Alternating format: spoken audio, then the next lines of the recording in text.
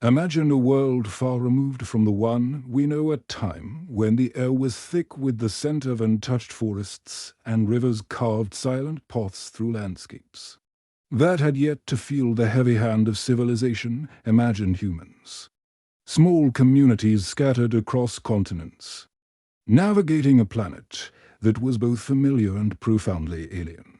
Now, imagine that in this time, roughly 90,000 years ago, something extraordinary, mysterious, almost incomprehensible happened.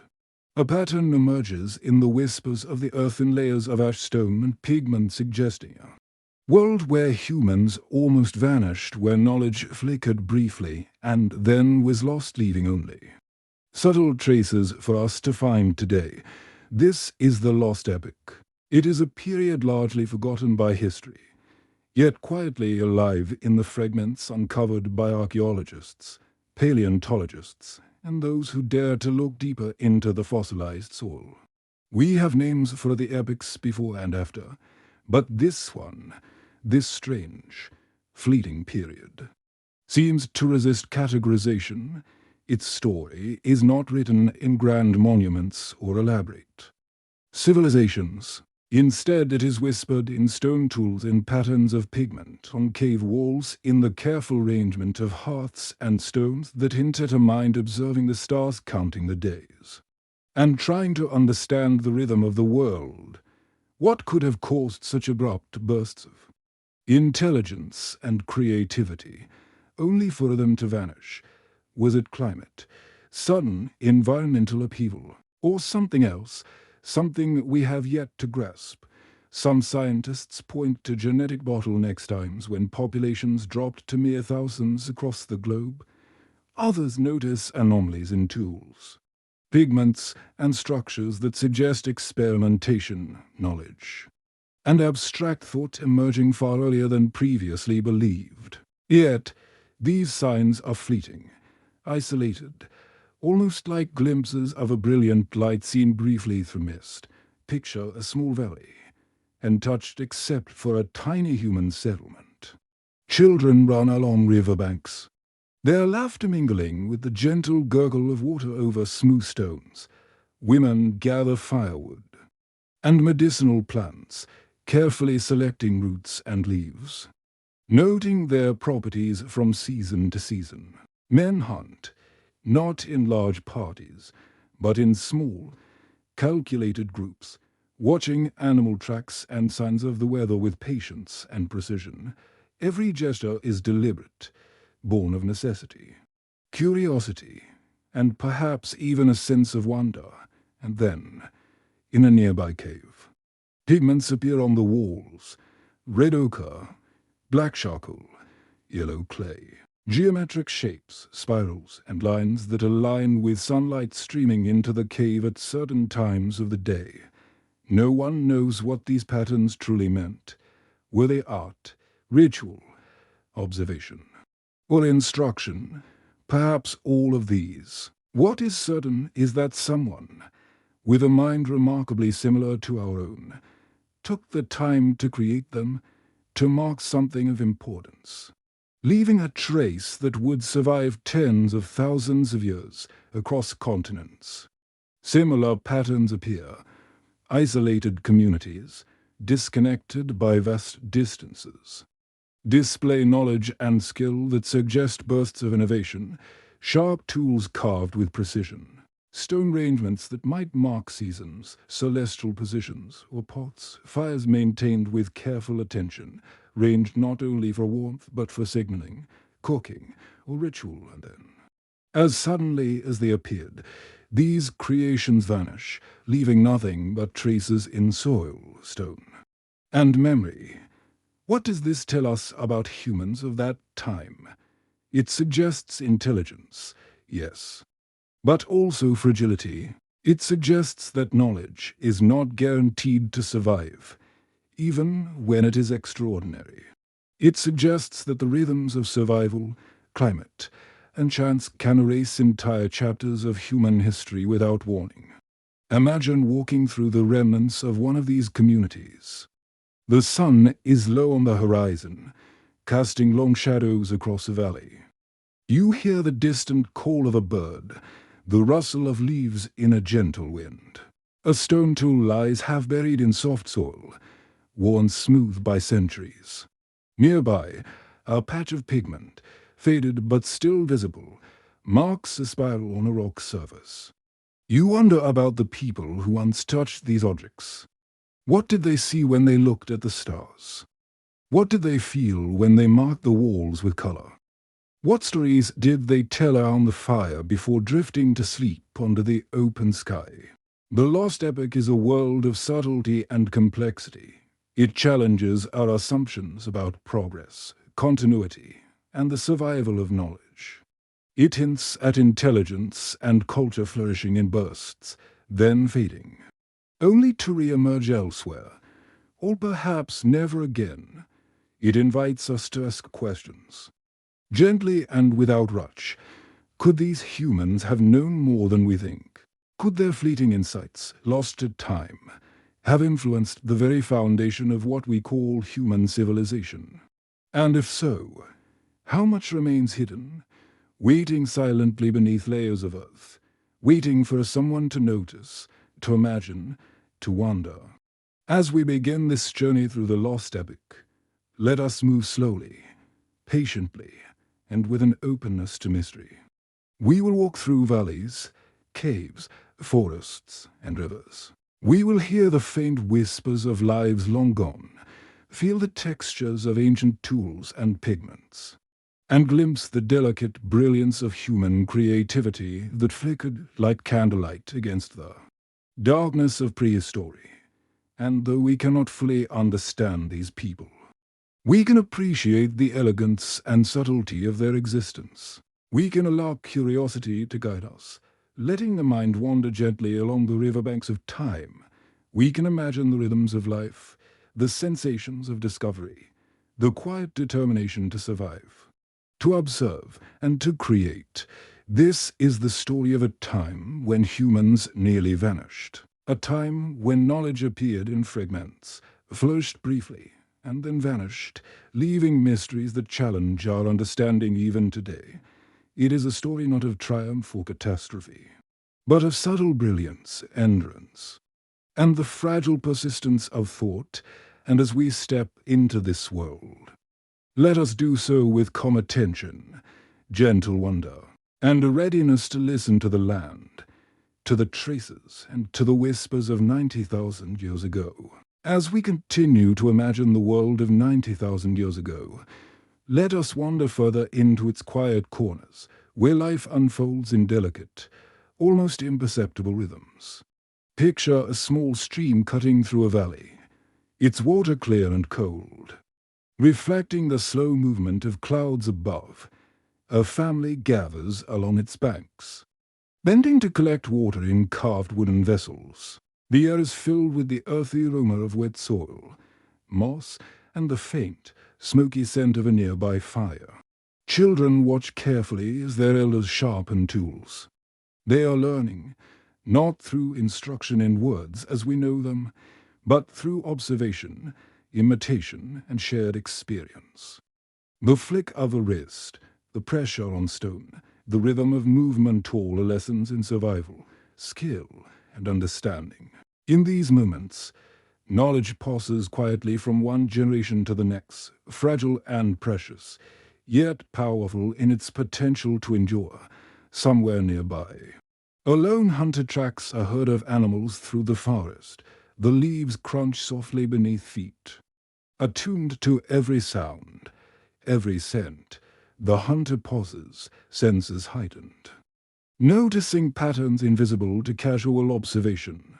A shift in the wind, the twitch of an ear, the movement of shadows, small signs that could mean the difference between a meal or an empty stomach. In these subtle attentions, intelligence reveals itself, a combination of instinct, experience, and reflection across the landscape. Communities display bursts of ingenuity.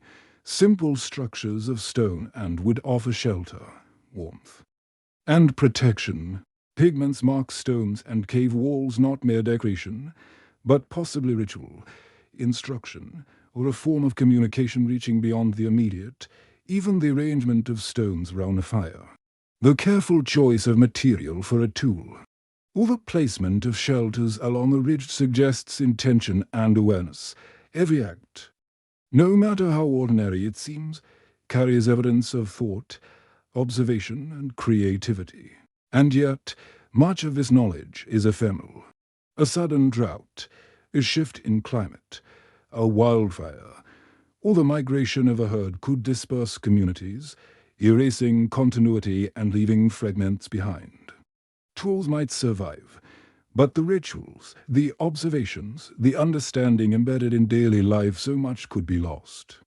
It is in these gaps, these absences, that the mystery of the Lost Epoch deepens. We see brilliance, but we cannot trace its full arc. We hear whispers, but the story is incomplete, tantalizing and compelling. Consider the rhythms of daily life in one of these scattered communities. Morning light filters through the canopy, illuminating a world teeming with life. Birds call across the forest, insects hum in gentle patterns, and the wind stirs the leaves like a soft song. Humans rise slowly, tending fires, preparing food, checking traps, gathering water, and observing the world with keen attention. Every act is practical, yet intertwined with awareness. They notice the migration of animals, the flowering of plants, and the subtle patterns of the stars. Time is marked not in calendars, but in observation and memory. Occasionally, small wonders appear, a carefully polished tool, a pigment applied to stone in deliberate shapes, an arrangement of rocks that aligns with the position of the sun at dawn or sunset. These are the fingerprints of intelligence, fragile but persistent. Reminders that humans were not merely surviving, they were thinking, experimenting, and attempting to understand. And yet, these efforts vanish quickly, leaving only hints for the future. What if humans of this epoch were capable of understanding more than we have imagined? Could they have mapped the stars, tracked seasonal patterns, or recorded knowledge in ways we cannot yet recognize? Archaeologists have found evidence suggesting awareness of astronomy, environmental cycles, and even symbolic reasoning long before written history. Yet, these signs are isolated, scattered across time and space, raising more questions than answers. Could entire networks of knowledge have existed temporarily, only to disappear due to environmental or social collapse? Imagine walking through a cave where the light from an opening reveals faded spirals and lines on the wall. The pigments are muted now, centuries worn, yet still perceptible. Who placed them there? What did they mean at the time? Perhaps they were instructions, warnings, or a record of observations. Perhaps they were expressions of curiosity, wonder, or ritual. And now, they reach us as a quiet whisper, bridging tens of thousands of years with nothing more than faint marks on stone.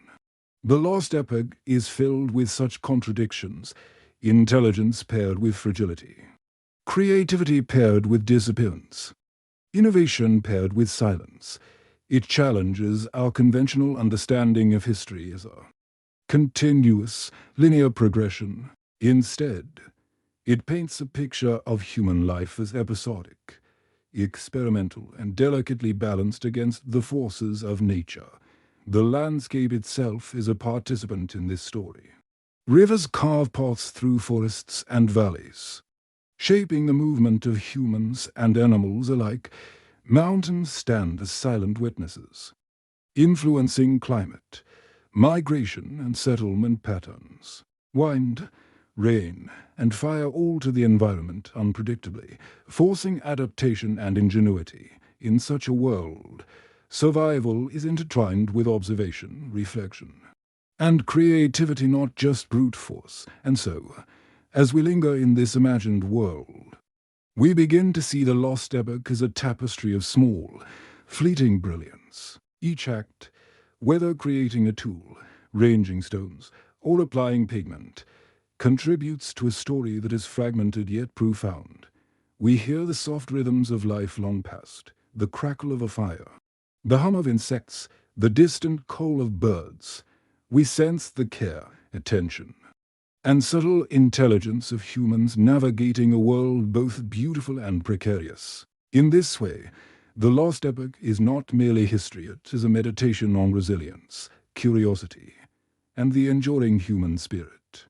Even when knowledge vanished, even when populations dwindled, humans continued to observe, to experiment, and to leave traces. And these traces, however faint, offer us a gentle bridge across time, inviting us to imagine, to wonder, and to reflect on the delicate brilliance of human existence. As we approach the final moments of this introduction to the Lost Epoch, let us slow even further, letting the world of 90,000 years ago settle round us. Imagine stepping into a quiet valley at dawn. Mist lingers over the river, softening the edges of rocks and trees, and a gentle breeze carries the subtle fragrance of wet earth and growing plants. The forest is alive but calm. Leaves rustle with small movements of unseen animals, and a distant bird calls, its song echoing across the hills. A small group of humans emerges from their shelters, crouched low among stones and tree roots, moving carefully yet with purpose. They are aware of every sound, every movement, every scent. The world is both their home and their teacher. They learn from it quietly, observing the patterns of animal behavior, the growth of plants, the shifting of seasons, and the subtle changes in weather. Knowledge here is not written on pages, not inscribed in stone monuments, but embedded in daily life, careful observation, and shared experience.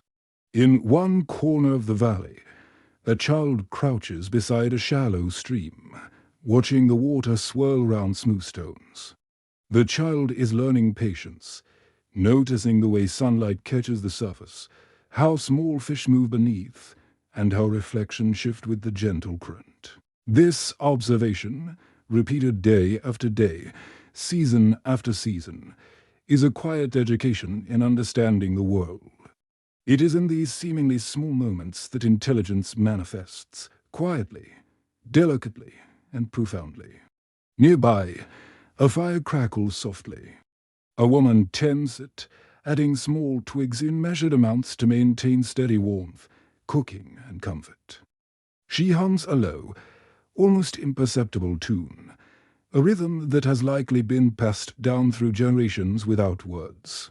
In the firelight, pigments and tools lie carefully arranged, suggesting thought, planning, and attention to both practical and symbolic life. Perhaps these arrangements are instructional, perhaps ritualistic, or perhaps simply the expression of an observing mind. Whatever their purpose, they are evidence of deliberate intention and echo of thought reaching across time. Occasionally, small wonders appear. A carefully flaked stone tool, designed for hunting or preparing food. Pigments applied to cave walls or stones placed in patterns that may align with the sun, the moon, or other natural cycles. Each of these traces is a whisper of creativity and understanding.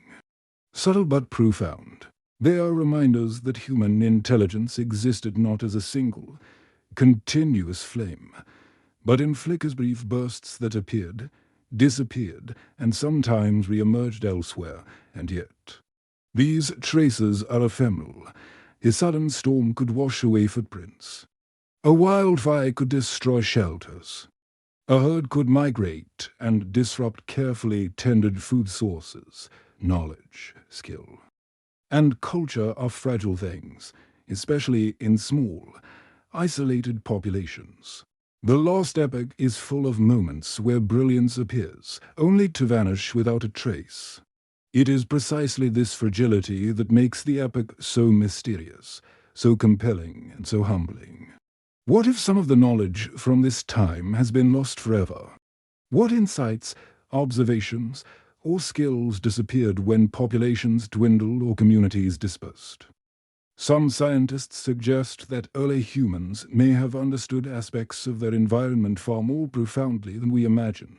They may have tracked celestial patterns, predicted seasonal changes, or developed symbolic communication, all evidence of intelligence that flickered like brief candlelight across the vast darkness of prehistory. And yet, these insights, like the flame, may have vanished as quickly as they appeared. Let us pause for a moment and consider the emotional life of humans during this time.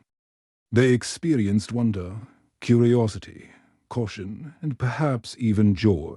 The rising sun, the flowing river, the laughter of a child, the crackle of a fire, the movement of stars across the night sky, all these moments carried significance. A combination of practical knowledge and aesthetic experience. Even without written language, humans marked their awareness of the world through pigments, tools, arrangements, and gestures. In these subtle acts, we glimpse the human mind reaching outward, striving to understand and connect. Across the continents, these small communities faced similar pressures, changing climates, dwindling resources, and the constant need to adapt. Yet they persisted, even if only temporarily, and left traces of their presence. Sometimes these traces are tangible, tools, pigments, or stone structures. Sometimes they are less tangible, patterns in migration, subtle environmental modifications, or genetic markers that endure in populations today. Together, these fragments form a mosaic, a partial map of human resilience and ingenuity during a time almost erased from memory. Imagine, for a moment, the perspective of someone living in this epoch. They awake to the soft light of dawn, tend the fire, collect water and food, observe the stars at night, and pass knowledge through example and practice. They may never imagine that tens of thousands of years later, we would attempt to reconstruct their lives from stone, pigment, and fossilized remains. And yet, in every careful action, every observation and experiment, they leave a faint legacy. It is a legacy that invites wonder, reflection, and quiet contemplation. Even when humans disappeared from certain regions, new bursts of life and creativity emerged elsewhere. Tools were refined, pigments ranged with care, and small structures built with intention. Knowledge persisted in fragments, like scattered stars across the sky, sometimes connecting, sometimes fading into darkness. These patterns hint at a history that is not linear, but cyclical, episodic, and delicate. As we conclude this introduction, we are left with a sense of quiet curiosity. The Lost Epoch is not a story of triumph or failure, but of subtle brilliance and endurance.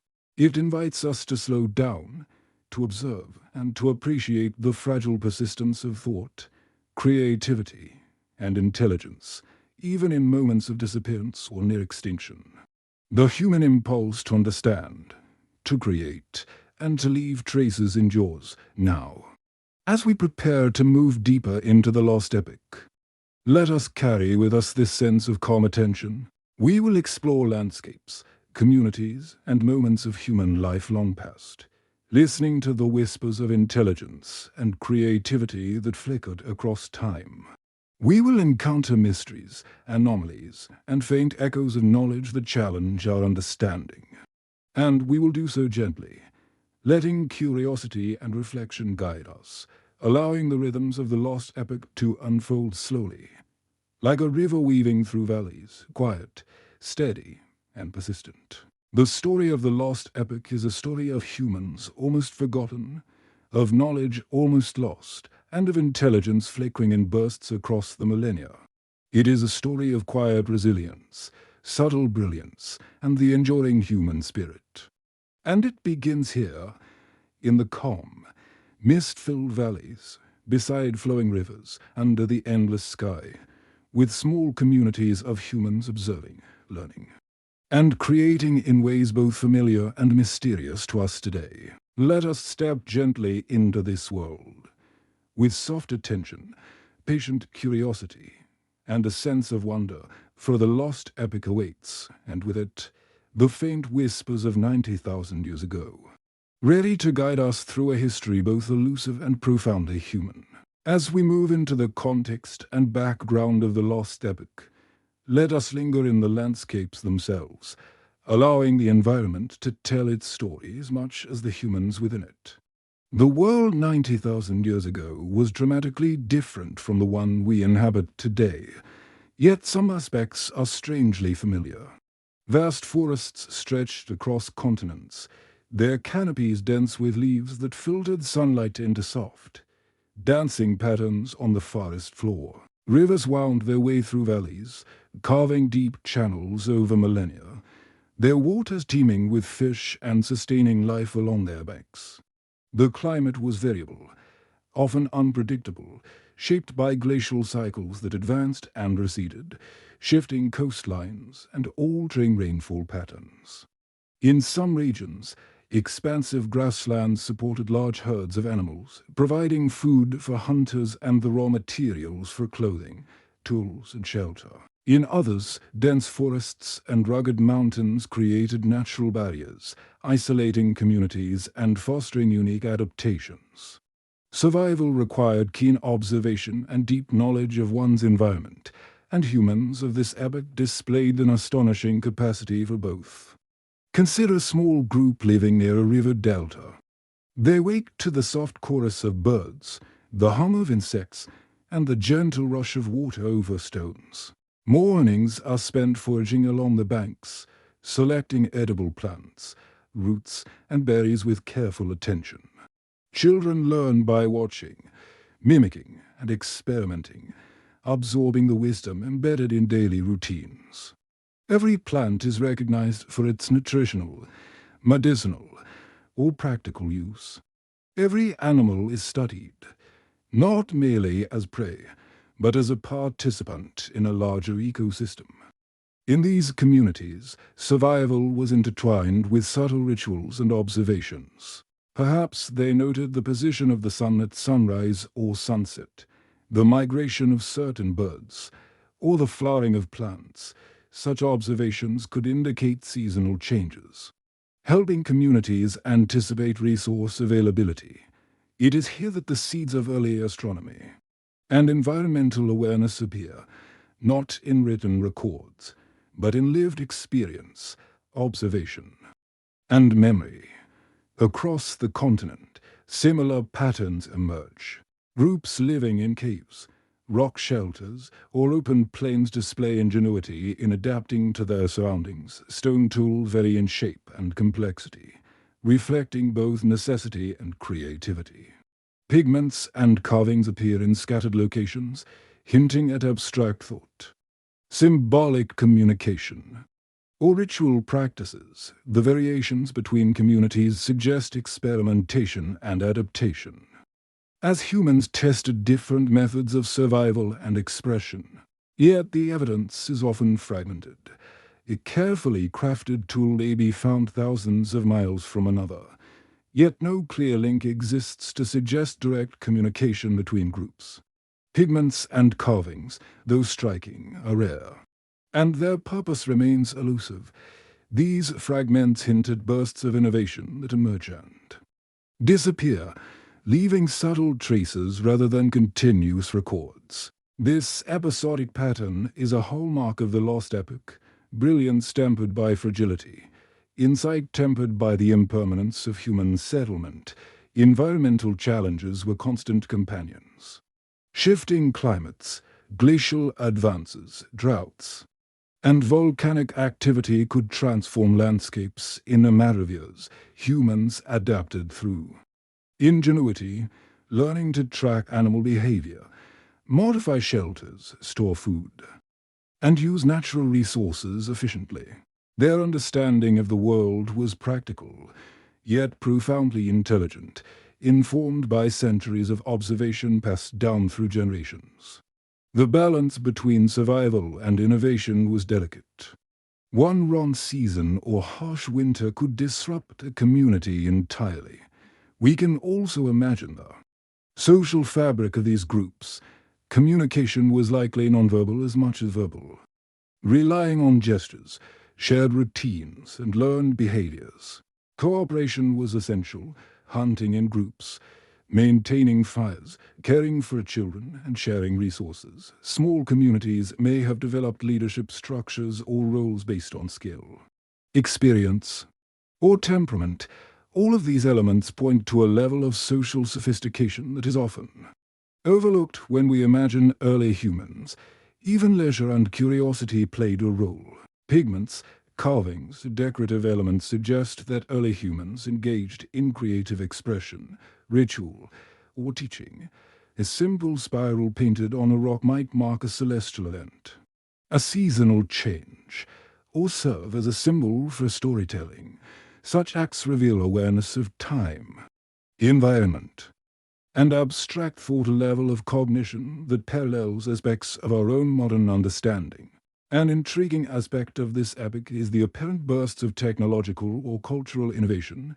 In one area, stone tools show sudden sophistication, sharper edges, and clever design. In another, pigments ranged with care hint at ritual or teaching.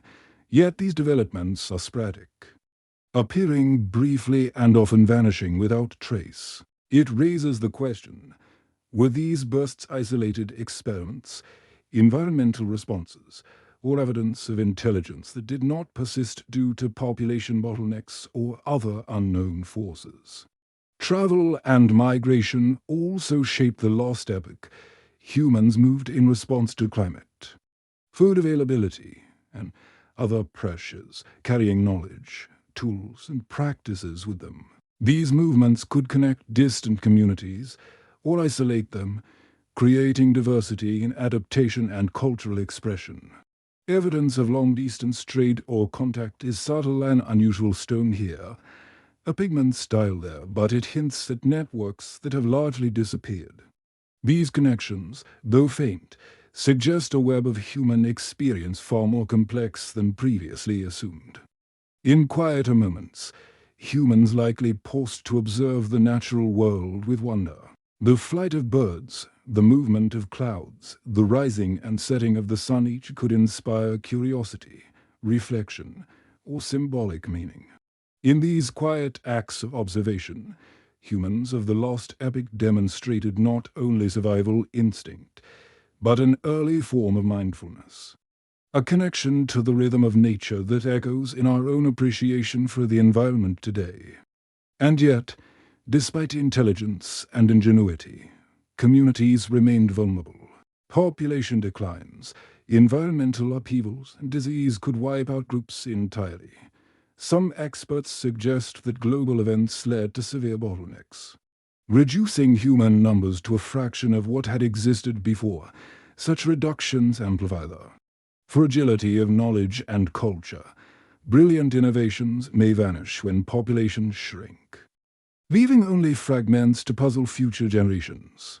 These patterns, adaptation, creativity, vulnerability, define the context of the Lost Epoch. They provide a backdrop against which the extraordinary events and phenomena of this time become even more stir.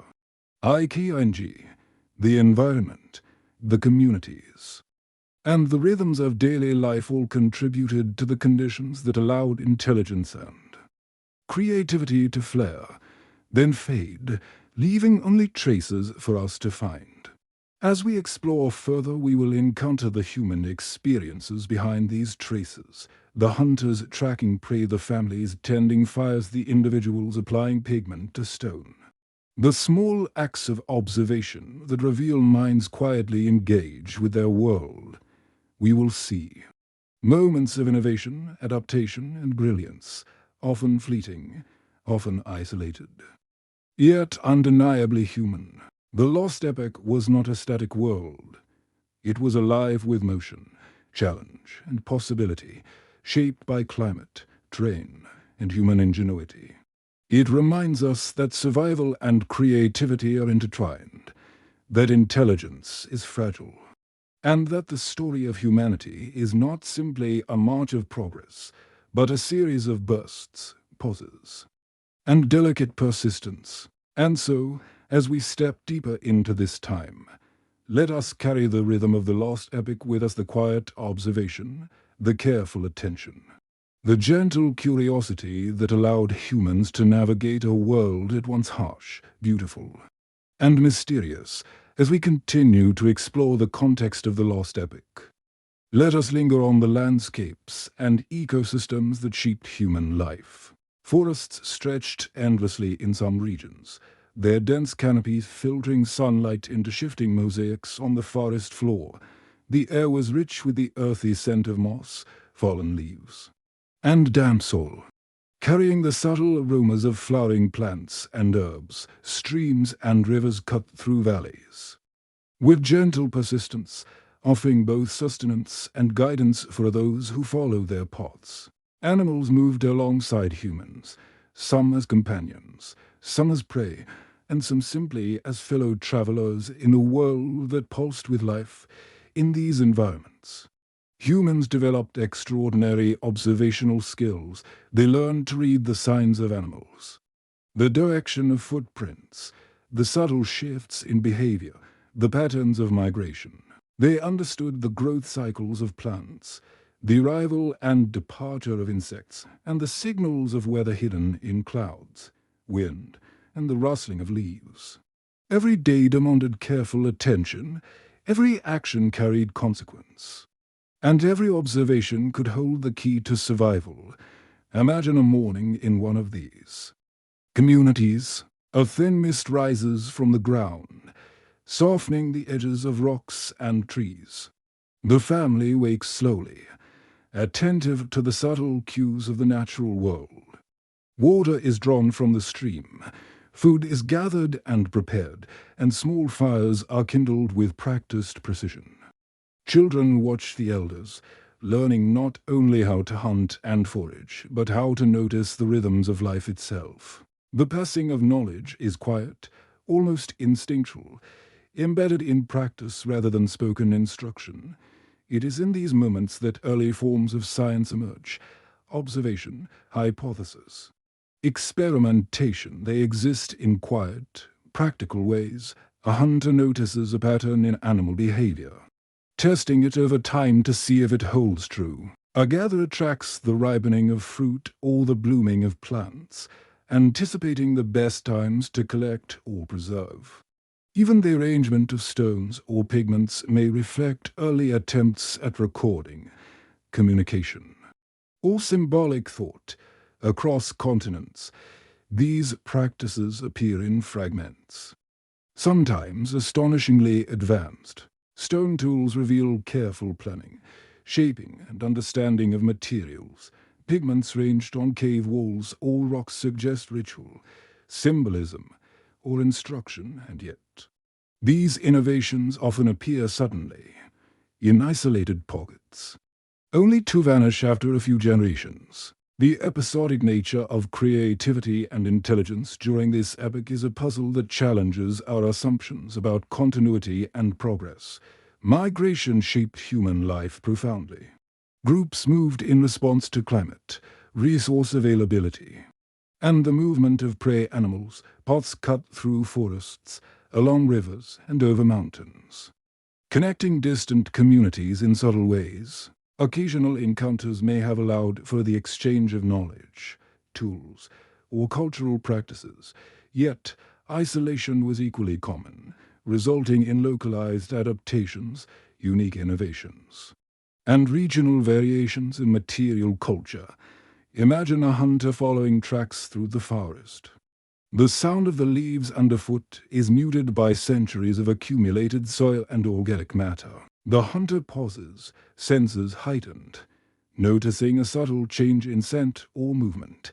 Every detail matters: the position of the sun, the behavior of birds overhead, the subtle vibrations in the earth. This careful attention is not merely instinct, it is intelligence, honed over generations, intertwined with observation, memory, and practice. Early humans of this epoch were also keenly aware of weather and season. They likely observed patterns in rainfall, wind, temperature, and celestial movement to anticipate changes in food availability and migration routes. Some evidence suggests they may have developed early forms of calendars or seasonal markers, not in written form, but through symbols, pigments, and arrangements of stones or structures. The natural world itself became a teacher, guiding daily life, survival strategies, and perhaps even early forms of ritual and reflection. We also begin to see early social structures emerging. Small communities depended on cooperation, shared labor, and social learning. Hunting required coordination. Childcare demanded shared responsibility, fires, shelters, and storage needed collective maintenance. Communication, likely a blend of gestures. Vocalizations and observation facilitated the flow of knowledge. Even in the absence of formal language, early humans developed systems of teaching, collaboration and shared understanding. Leisure and curiosity, subtle though they may be, were present. Pigments applied to stone, carvings and arrangements suggest aesthetic appreciation. Symbolic thinking, or ritualistic behavior, even in moments of routine survival. Humans paused to observe, reflect, and create. These small acts of expression hint at the richness of inner life, the presence of imagination, and the desire to engage with the world beyond mere survival. Yet, the fragility of life during this epoch cannot be overstated. Climate shifts, droughts, floods, disease and predation posed constant threats. Populations may have dwindled dramatically, leading to genetic bottlenecks and the loss of knowledge, culture, and innovation. Some anthropologists suggest that as few as a few thousand humans may have survived during certain periods in such fragile circumstances. Even remarkable intelligence and creativity could be erased with little trace. And yet, the traces that remain hint at a resilience that is quietly astonishing. Stone tools, pigment marks, arrangements of materials, these fragments tell us that humans observed, experimented, and persisted despite the precariousness of their existence, even in the face of adversity. They sought to understand, create, and leave a mark on their world. It is this persistence that makes the Lost Epoch so compelling, so mysterious, and so human. We can also consider the role of the environment in shaping thought and culture. Mountains, rivers, forests, and open plains were not merely backdrops, they influenced movement, settlement, resource availability, and survival strategies. Humans adapted creatively to the demands of each landscape, developing unique solutions to challenges presented by terrain, weather, and the availability of food. Their ingenuity was a dialogue with the land, a quiet partnership that required careful observation, reflection, and adaptation. Even the rhythms of daily life reveal sophistication. Fire was maintained with care, not only for warmth and cooking, but possibly for a signaling, ritual, and social cohesion. Shelters were constructed to offer protection and comfort, ranged thoughtfully in relation to wind, sunlight, and water sources. Tools were selected, shaped, and maintained with precision. Knowledge was passed silently, observed and mimicked, ensuring survival while embedding intelligence and culture into the fabric of everyday life across regions. Bursts of innovation appear in surprising ways. In one area, stone tools show advanced techniques previously thought impossible for the time. In another, pigments ranged in deliberate patterns suggest symbolic thought or ritual practice. These bursts are often brief, isolated, and enigmatic, hinting at intelligence that emerged and sometimes vanished without clear explanation. It is this episodic pattern innovation appearing, flourishing briefly, and disappearing that defines much of the mystery of the Lost Epoch. And so, as we pause to consider the context and background of this time, we begin to understand the delicate balance humans maintained with their environment. Survival demanded careful observation, adaptive skill, and social cooperation, yet within these practical necessities, intelligence, creativity, and curiosity flickered sometimes brightly, sometimes subtly, sometimes vanishing almost entirely. It is within these subtle currents that the story of the Lost Epoch begins to unfold. As we move deeper into the context of the Lost Epoch, let us focus on how humans adapted to the diverse and sometimes harsh environments of their world. The landscapes of 90,000 years ago were alive with constant change. Rivers shifted course over decades, mountains altered local weather patterns, and glacial movements reshaped valleys and plains. Humans living in these regions had to observe and respond with extraordinary attention to detail, learning not only how to survive but how to thrive within the rhythms of nature. Imagine a small settlement near the edge of a dense forest. The canopy filters sunlight, creating soft patches of warmth on the forest floor. Where moss and ferns grow thickly, a group of humans tends to their shelter, built from wood, stone, and hides. Each structure reflects careful thought, walls angled to block prevailing winds, fire pits positioned to cook food efficiently and provide warmth, and storage spaces for gathered plants and hunted game. Even in this practical construction, we can detect hints of creativity and understanding of spatial relationships, airflow, and environmental rhythms. Food acquisition required ingenuity and cooperation. Hunting was rarely an individual endeavor. Groups coordinated movements, planned ambushes, and tracked prey over long distances. The knowledge required to hunt successfully, understanding animal behavior, seasonal patterns, and terrain is astonishing, especially without modern tools. Yet these early humans mastered these skills through patient observation and careful practice, passing knowledge down silently through generations. Gathering plants was equally sophisticated. Humans identified edible roots, berries, nuts, and leaves, often distinguishing subtle differences that could mean the difference between nourishment and illness. Some plants were used for medicine, fire, or dye, demonstrating a complex understanding of natural resources. Even small children participated, learning by touch, taste, and imitation, their senses attuned to minute differences in texture, color, and smell. Through this careful observation, humans formed an intimate relationship with their environment, a partnership that shaped survival and culture alike. Water was the heart of ancient life. Rivers and springs gave drink, food, and even tools. By watching fish, early humans could predict seasons and find safe drinking water. Water wasn't just a resource, it was a guide, shaping where people settled and how communities grew. Social bonds were key. Small groups had to cooperate to survive, building shelters and sharing what they learned. Leadership wasn't formal, it was earned through skill and experience. Storytelling, maybe through gestures or simple drawings, was both entertainment and education, passing down vital survival lessons. Surprisingly, these early humans were also artists. Pigments on stones and bones hint at rituals or just a love for beauty. These simple marks show a deep human need to create, to communicate, and to leave a trace for the future, even in a world of constant struggle. The spark of human creativity and intelligence was already shining bright. Communication extended beyond the practical.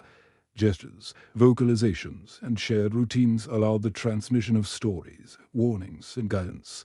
Even without words, humans conveyed meaning, passing on knowledge that ensured survival while embedding social cohesion and cultural identity. Symbolic acts, such as arranging stones in patterns or applying pigments to surfaces, may have reinforced these lessons or marked significant events. Artistic expression, though subtle, hints at complex cognitive abilities.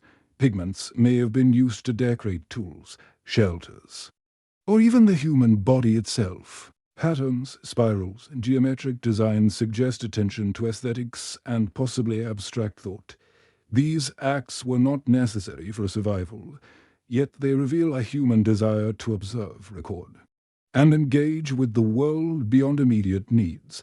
Environmental adaptation continued to drive innovation. Humans developed specialized tools for hunting, processing plants, and building shelters. Clothing made from hides and fibers provided warmth, while carefully maintained fires offered light, protection, and comfort. These practical inventions required foresight, problem-solving, and skillful execution, demonstrating a sophisticated understanding of materials and their properties. We can also imagine moments of curiosity and experimentation. A child watching insects along a riverbank may discover a pattern or behavior that inspires imitation or further investigation.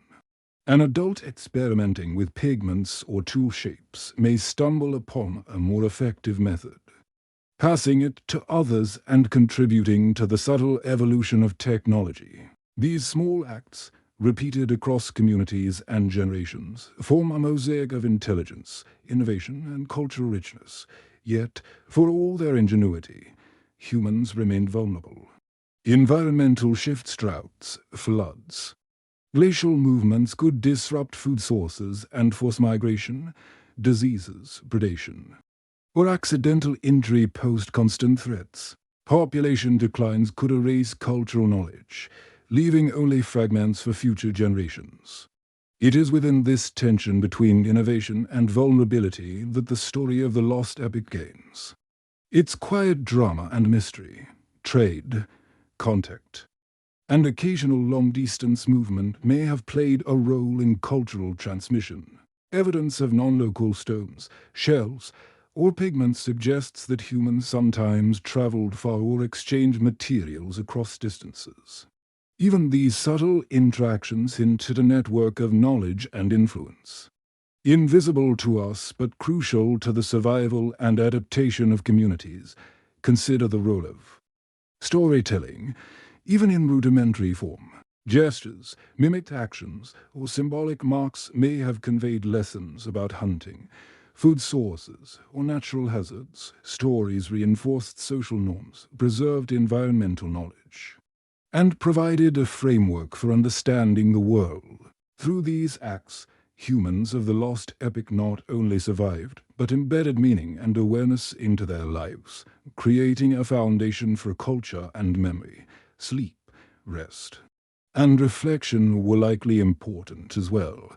Nighttime offered a chance to observe the stars, listen to the river, and reflect on the day's successes and failures. Moments of quiet may have inspired curiosity, imagination, and abstract thought.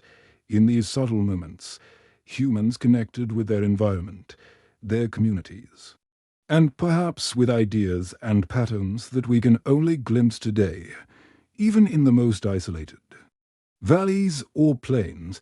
Humans demonstrated intelligence that defied mere survival. They experimented with tools, engaged in symbolic acts, and observed the natural world with a depth that would be recognized as scientific thinking today. Yet these achievements were often fleeting, fragile against the unpredictability of environment and circumstance. This ephemerality is central to the mystery of the Lost Epoch. Brilliance that appears, persists briefly, and sometimes vanishes entirely. It is also worth considering that humans may have held beliefs, spiritual or symbolic, connected to the natural world, patterns in the stars, the movements of animals, or the cycles of seasons may have inspired wonder or reverence. Pigments, carvings, and ranged stones could have served as markers, reminders, or teaching tools, linking the practical with the abstract in ways we are only beginning to understand. Through these small acts, early humans demonstrated an awareness of patterns, cycles, and connections that resonate with our own search for meaning. The Lost Epoch, then, was a world of interwoven survival, intelligence, creativity, and subtle ritual. Humans were deeply embedded in their environments, observing, adapting, and experimenting. while simultaneously expressing imagination and curiosity, even when populations dwindled. Knowledge was fragile and innovations vanished. The underlying drive to understand, create, and connect persisted. As we prepare to transition into the events and phenomena that define this epoch, we carry with us an understanding of the environment, culture, and adaptive strategies that shape human life. We have glimpsed landscapes alive with rivers, forests, and mountains, communities attentive to survival, social cohesion and creativity, and minds quietly engaged in observation, experimentation, and symbolic thinking. These threads form the tapestry upon which the extraordinary events, mysteries, and developments of the Lost Epoch will unfold in the next chapters. As we continue our exploration, it is time to focus on some of the anomalys, subtle hints, and unusual traces that make the Lost Epoch such a mysterious chapter in human history. These anomalies are small, often fragmentary, yet they speak volumes when viewed through a lens of curiosity and imagination. They hint at intelligence, creativity, and human behavior that does not always fit neatly into conventional expectations. Take, for instance, the sudden appearance of sophisticated stone tools in regions previously thought to host only rudimentary implements. In one valley, tools exhibit sharp, symmetrical edges, with evidence of repeated refinement and experimentation, yet, just a few generations later, these techniques vanish, leaving only simpler artifacts behind. Why did this knowledge emerge and then disappear? Was it a response to environmental pressure, a cultural experiment, or a fleeting spark of innovation in a small, isolated community? Similarly, pigments and carvings appear in isolated locations, sometimes far from other known sites. A spiral painted on a rock in a remote canyon, a carefully arranged set of stones near a riverbank. These acts are deliberate, but their purpose remains a mystery. Were they markers for seasonal events, symbolic communication, or purely aesthetic expression? Perhaps they served multiple functions, blending practical knowledge with ritual, teaching, or early forms of storytelling. The fragments leave us with questions rather than answers, inviting us to imagine the minds that created them. Evidence of human movement is equally intriguing. Non-local stones, shells, and pigments appear in areas where they would not naturally occur. These materials suggest travel, trade, or long-distance contact, yet the scale and frequency are difficult to measure. How did humans navigate vast landscapes without maps or compasses? How far did these communities reach, and what knowledge, skills, or innovations might have been exchanged along the way? Even small traces hint at a network of experience that has mostly vanished from the record. Population bottlenecks add another layer of complexity. Some studies suggest that during this epoch, human populations may have shrunk dramatically, perhaps to only a few thousand individuals globally. Such reductions would amplify the fragility of culture, technology, and social knowledge. A brilliant tool-making technique, a symbolic pigment pattern, or a social innovation could vanish entirely if the community that practiced it disappeared. It is within this delicate balance of survival and extinction that the Lost Epoch gains its haunting quality. Natural phenomena also played a role in shaping human experience. Volcanic eruptions, glacial advances, and sudden climatic shifts would have transformed landscapes abruptly. Rivers could flood entire valleys, forests could recede, grasslands could expand or contract. Humans would have needed to adapt quickly, moving, inventing, and observing to survive. Yet these same natural upheavals may also have contributed to the disappearance of cultural innovations, erasing evidence of human ingenuity almost as soon as it appeared. Even in the archaeological record, subtle anomalies challenge our understanding. Bones show unusual patterns of wear, suggesting techniques or behaviors not fully understood. Stone rangements and pigment marks appear in unexpected places, defying easy explanation. Could these anomalies reflect experimentation, accidental creation, or intentional acts whose meaning we can no longer decipher? The uncertainty invites reflection, speculation, and gentle wonder, allowing us to imagine human life as fluid, adaptive, and occasionally enigmatic. Consider also the relationship between humans and the animals they shared their world with. Evidence suggests humans not only hunted but observed, tracked, and perhaps even interacted with other species in sophisticated ways. Patterns of animal behavior influenced hunting strategies, migration routes, and even symbolic or ritual practices. Could humans of this epoch have developed early forms of domestication, communication, or mutual understanding that left only fleeting traces? The answers remain elusive, yet the possibilities hint at intelligence and awareness that surpasses mere survival. These anomalies are further accentuated by the episodic nature of innovation. We see bursts of advanced toolmaking or symbolic activity, followed by long periods where evidence reverts to simplicity. Why did innovation flare and then vanish? Was it environmental pressure, social disruption, or something deeper, a phenomenon that we may never fully understand? The pattern is a defining feature of the Lost Epoch, a reminder that human history is not linear but fragile, intricate, and often mysterious. The landscape itself seems to hold clues. Certain valleys, river banks, and caves recur as sites of human activity. Could these locations have offered advantages we do not fully comprehend? Sacred significance, unique resources, or microclimates conducive to survival and innovation?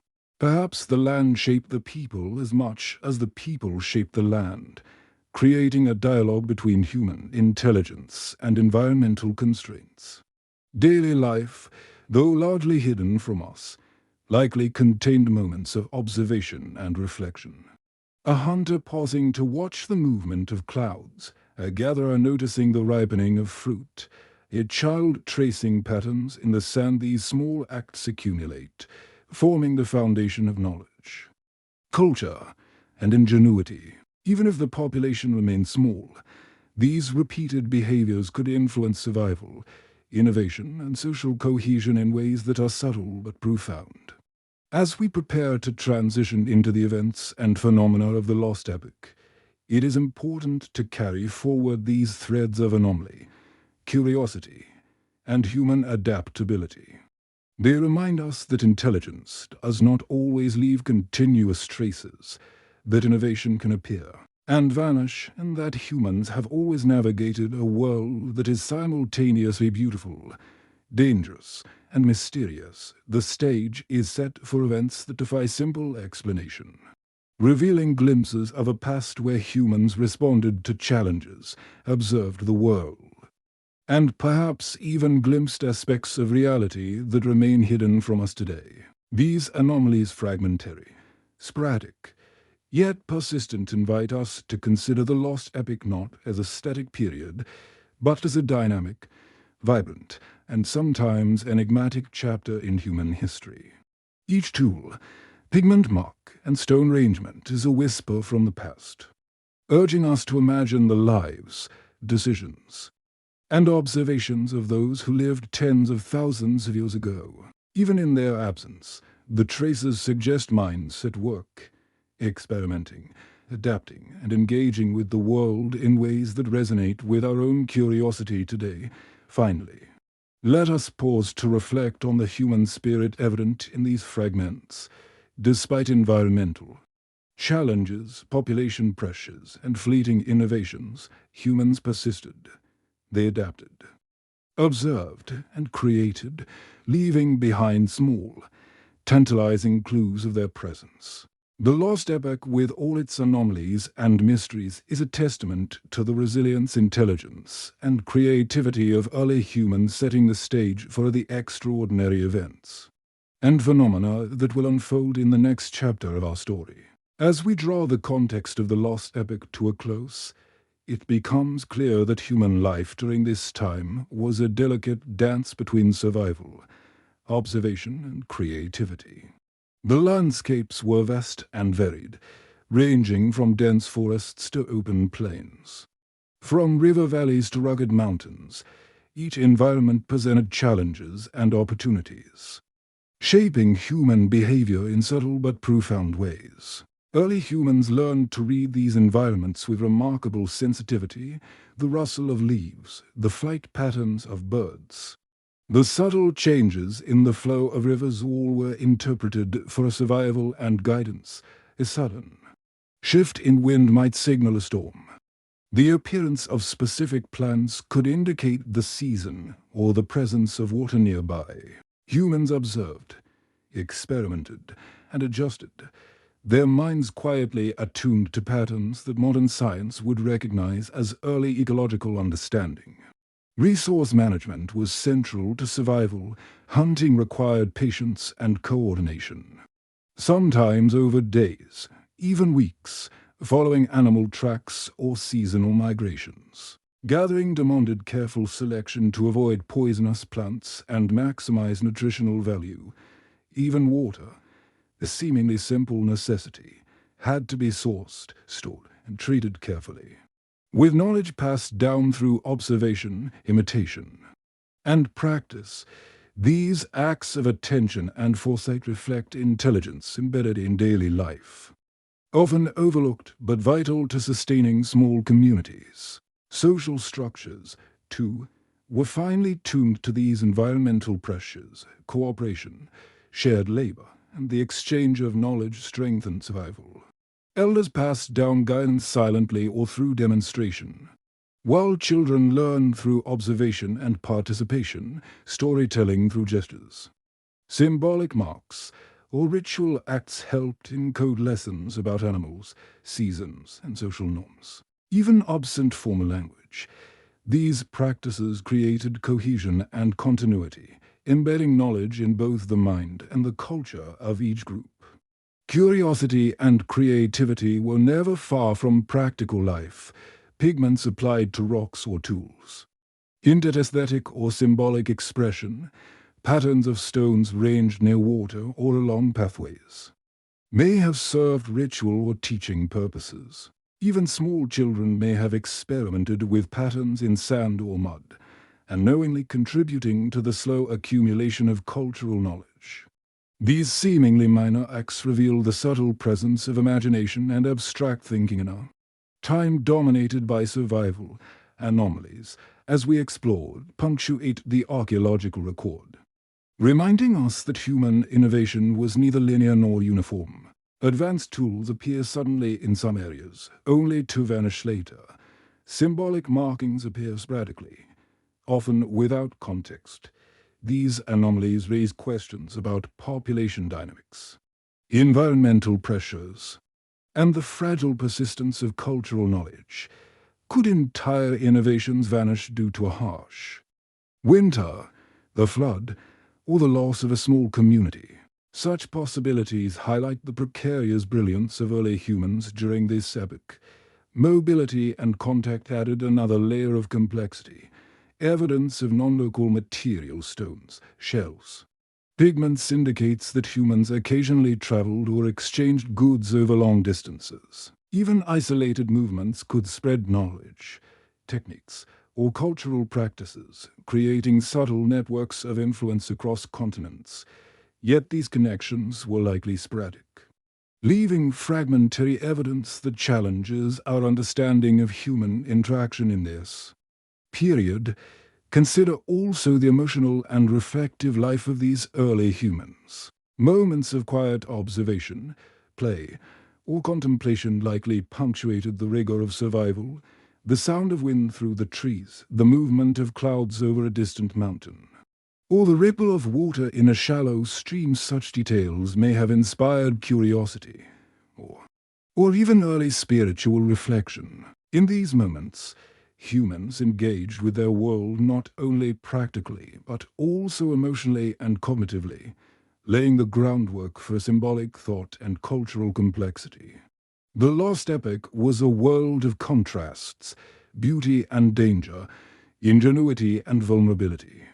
Innovation and disappearance all coexisted within a fragile balance. Humans adapted, observed, and created, yet their achievements could vanish almost as quickly as they appeared. It is this ephemeral quality, this tension between resilience and fragility, that makes the epic so compelling and mysterious as we prepare to transition into the phenomena that define this period. It is important to remember the foundation upon which these events occurred.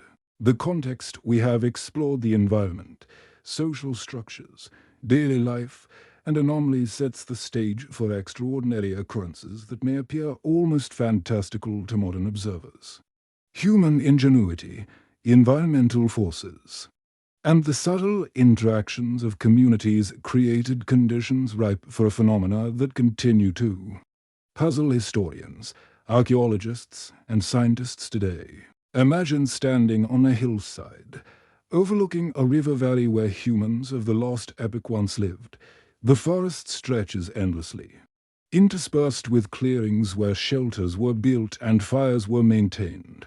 The sound of water moving over rocks mingles with bird calls, the rustle of leaves, and the occasional movement of larger animals. Every detail of this landscape influenced human life, shaping decisions, innovations, and even cultural expression. And within this landscape, unexpected events were quietly unfolding. Events that leave traces we are only beginning to perceive and interpret. These events may have included sudden environmental shifts, migrations, interactions with other groups, or bursts of innovation that appeared and vanished. The anomalies we observed: advanced tools, pigments, and usual patterns of stone arrangements serve as signposts of these phenomena. They are fragments of a story written in the landscape itself, in materials that have survived millennia, whispering of moments of human ingenuity, struggle, and adaptation. Even the most subtle traces hint at larger forces at play. Could a small group, responding creatively to a changing climate, have sparked a wave of technological or cultural adaptation? Could environmental disruptions have erased knowledge, leaving only fragments for us to discover tens of thousands of years later? Could human populations have fluctuated so dramatically that entire innovations were lost, only to re-emerge in isolated pockets elsewhere? These questions remind us that the Lost Epoch is not merely a static backdrop, but a dynamic, living world, full of interaction, adaptation, and occasional mystery. As we turn toward Part 3, Event and Phenomenon, these threads converge. The environmental context, social structures, daily practices, and anomalies form the foundation for the extraordinary occurrences we're about to explore. The story that follows will reveal humans encountering forces both natural and possibly extraordinary that challenge our understanding, spark curiosity, and illuminate the fragile brilliance of life 90,000 years ago. In the coming chapters, we will witness the convergence of observation, adaptation, and sudden phenomena. We will explore bursts of innovation, mysterious behaviors, and events that leave us questioning what we know about early humans. The interplay between human intelligence and the forces of nature, sometimes subtle, sometimes dramatic, sets the stage for mysteries that remain unexplained even today. And so, as the sun sets over this imagined landscape, casting long shadows across the valley, we prepare to move forward, from the quiet observations of daily life to the enigmatic anomalies that punctuate the archaeological record. We carry forward a sense of curiosity, wonder, and gentle intrigue. The Lost Epoch is a story of resilience, intelligence, and mystery, a story that invites us to listen carefully, imagine vividly, and reflect deeply. As the Lost Epoch unfolded, humans faced not only the daily challenges of survival but also phenomena that seem extraordinary from a modern perspective. Some of these events left subtle traces in the archaeological record, while others appear almost entirely erased, surviving only in the faintest hints and anomalies. Imagine, if you will, a world in which ordinary life could suddenly intersect with something entirely unexpected, a change in the environment, is sudden migration of animals. Or a curious human innovation that emerges and then disappears. Consider, for example, the appearance of sophisticated toolkits in areas previously dominated by simpler implements. One morning, a small group wakes to find a newly discovered type of stone suitable for a flaking.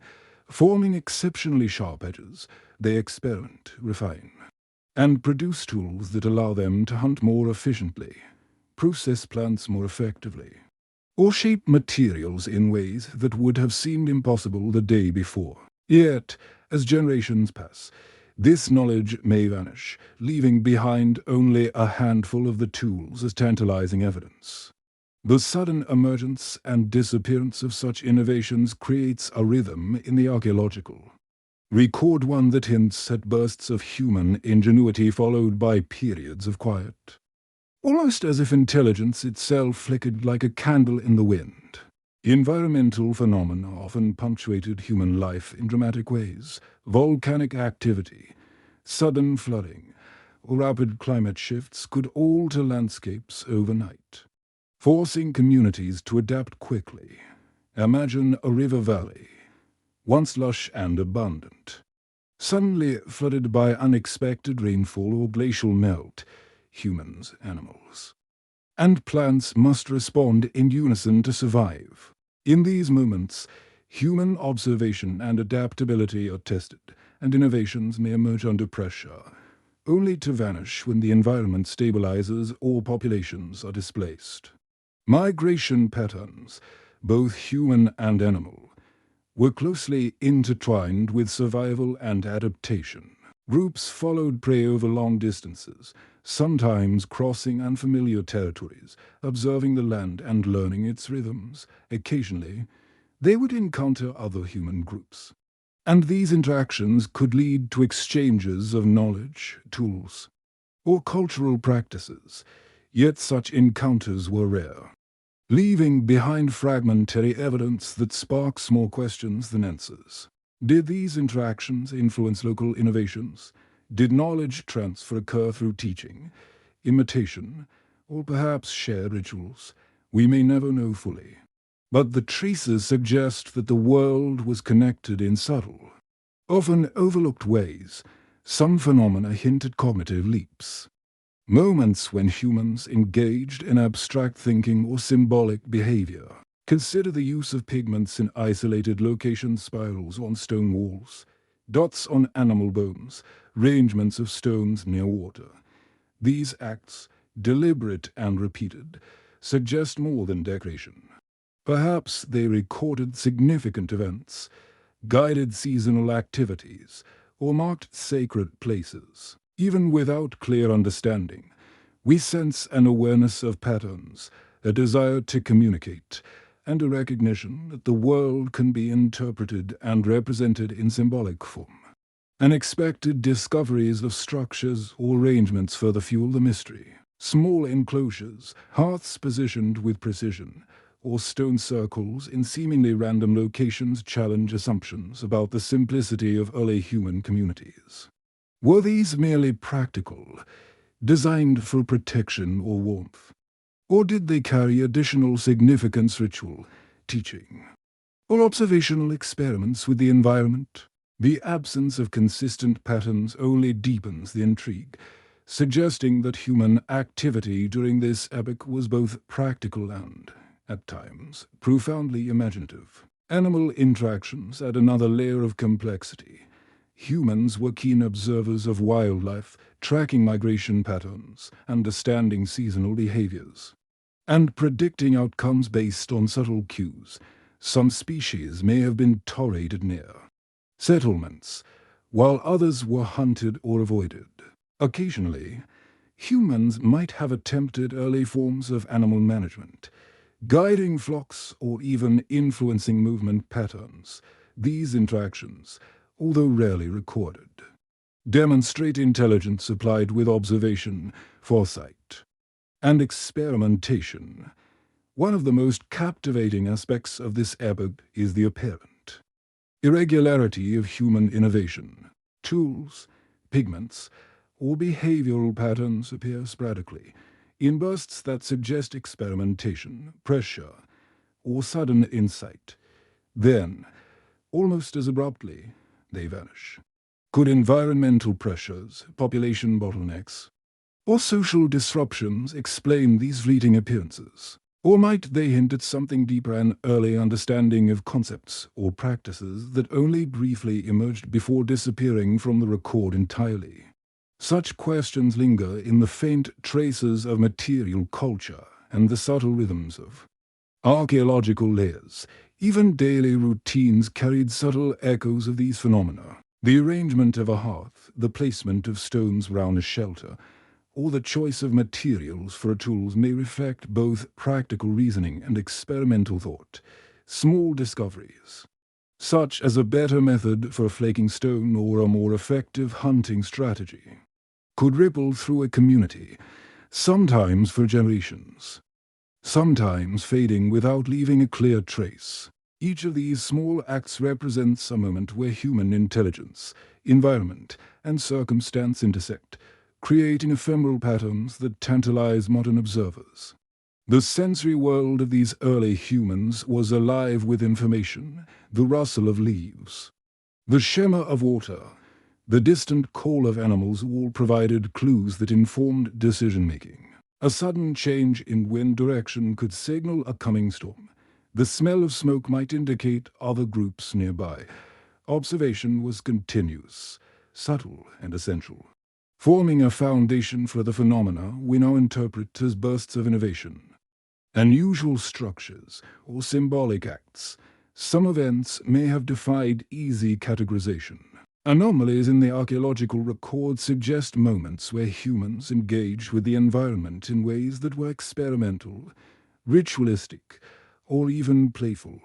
Perhaps a particular arrangement of stones corresponds with celestial events or seasonal changes.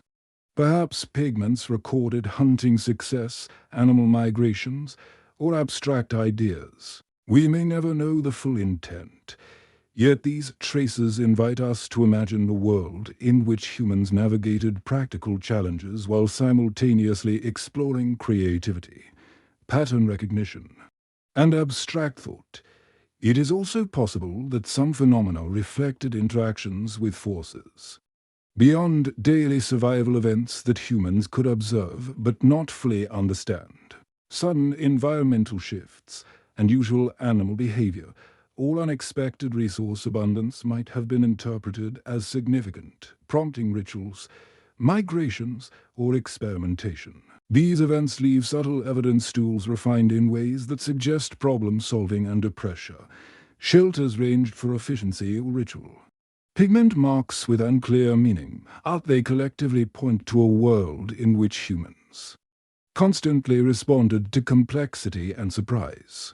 As we immerse ourselves in this epoch, the picture emerges of humans navigating a world that was both nurturing and challenging. They observed, adapted, innovated, and sometimes vanished, leaving behind fragments that hint at brilliance and fragility. The interplay of environment, social cohesion, and subtle phenomena forms a narrative of quiet drama, one that invites reflection, imagination, and gentle curiosity.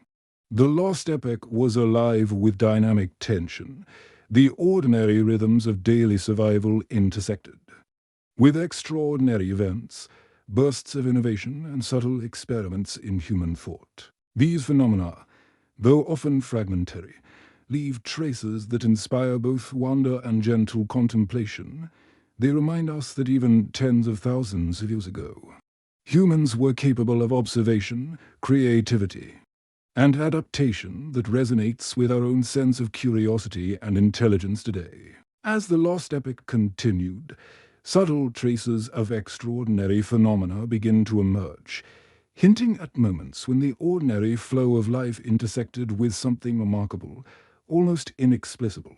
These events were not necessarily catastrophic or dramatic in the way we might imagine today, but their effects ripple through the archaeological record, leaving small, Persistent mysteries that spark curiosity. One striking example involves sudden technological leaps. In a region dominated by simple stone tools, archaeologists sometimes discover implements that show remarkable precision, symmetry, and understanding of material properties. A hand axe perfectly balanced for throwing or cutting, or a scraper shaped to maximize efficiency in preparing hides, reflects experimentation, observation, and perhaps even teaching. Yet these sophisticated tools appear briefly, as if a spark of innovation ignited for a generation or two and then vanished. Could these bursts of ingenuity reflect isolated genius, communal problem-solving, or perhaps a response to environmental pressures that required sudden adaptation? Alongside these technological anomalies are symbolic or ritual traces. Pigment patterns, carvings, and stone arrangements appear in seemingly random or remote locations. A spiral etched into a cave wall, a series of dots on animal bones, or stones carefully arranged along the riverbank may have served multiple purposes. Were they markers of hunting success, maps of seasonal routes, or expressions of abstract thought? Even without knowing their precise function, we sense intention, deliberation, and a consciousness that sought to interpret and influence the world. Environmental phenomena also played a profound role. Sudden floods, volcanic activity, and shifting climate zones could transform familiar landscapes overnight. Imagine a valley rich in resources suddenly inundated, forcing humans and animals alike to relocate. Communities would have had to adapt swiftly, employing observational skills, problem-solving, and collaboration to survive. In these moments, survival depended not just on physical ability, but on cognitive flexibility and ingenuity, traits that the Lost Epoch seems to magnify. Migration patterns, both human and animal, intertwine with these events. Groups followed seasonal prey across unfamiliar terrain, learning and adapting as they moved. Occasionally, these migrations would overlap with other human groups, creating opportunities for exchange knowledge, tools, techniques, or perhaps even social customs. Yet, because these interactions were rare and episodic, they left fragmentary evidence, adding to the sense of mystery. Small discoveries hint at networks of connection that were fleeting but potentially significant, shaping innovation, culture, and survival.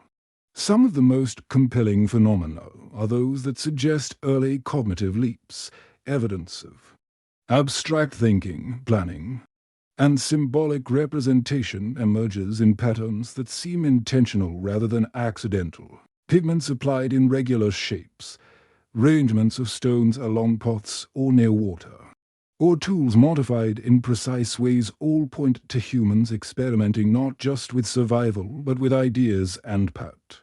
RNS, perhaps a spiral represented a seasonal cycle, a successful hunt, or a celestial observation. These patterns hint at a mind capable of seeing beyond the immediate and engaging with abstract concepts. Animal interactions provide additional evidence of extraordinary adaptation. Humans tracked herds, understood migration cues, and sometimes influenced the movement of species through subtle management or cooperative behavior. Could early humans have experimented with proto-domestication or methods to encourage the presence of prey near settlements? The traces are faint but suggest intelligence applied in novel ways. Beyond immediate survival, blending observation, prediction, and experimentation, sudden bursts of environmental opportunity also shape these phenomena. A riverbank rich with seasonal plants, a valley teeming with game, or a cave offering shelter and protection could catalyze innovation, tools refined in these locations, pigments applied to marks of significance, and shelters ranged with care indicate moments where humans engaged both practically and creatively with their surroundings. These bursts of activity are like brief flashes of insight in the archaeological record, moments of brilliance whose purpose may remain partially hidden. Population fluctuations added to the fragility and uniqueness of these phenomena. Small communities, sometimes only a few dozen individuals, could see knowledge and innovation emerge rapidly, then vanish entirely if circumstances hush winters, disease, or migration interrupted continuity. The ephemeral nature of these bursts emphasizes the delicate interplay between human ingenuity and survival, where a fleeting environmental advantage or cognitive insight could leave traces visible thousands of years later, yet disappear almost as quickly. Some events seem almost ritualistic. Blending practical knowledge with symbolic meaning, consider carefully arranged stone circle lore. Hearth positioned in relation to sunrise, animal migration, or seasonal changes. Could these arrangements have helped humans remember important environmental cues or coordinate group activity? Perhaps they also served to connect the community with abstract patterns in nature. Embedding knowledge in both practice and symbolism, curiosity and experimentation appear consistently across the record. A child tracing patterns in sand, an adult adjusting a tool for a better efficiency, or a group experimenting with pigment placement all suggest moments of discovery. Even small acts, repeated and observed, contributed to cumulative knowledge that could persist briefly in the archaeological record.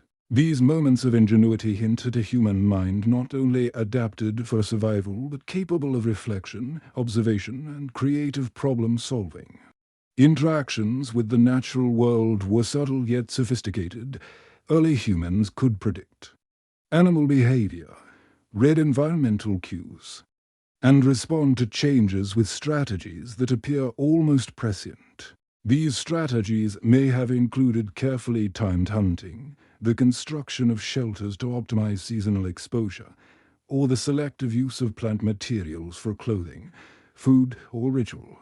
Such responses, while practical, also reflect cognitive depth, planning, and the capacity for foresight. As we observe these phenomena, a pattern emerges. The Lost Epoch was defined by intermittent bursts of innovation, creativity, and adaptation. Set against a backdrop of environmental unpredictability and population fragility, tools appear, vanish, and reappear elsewhere.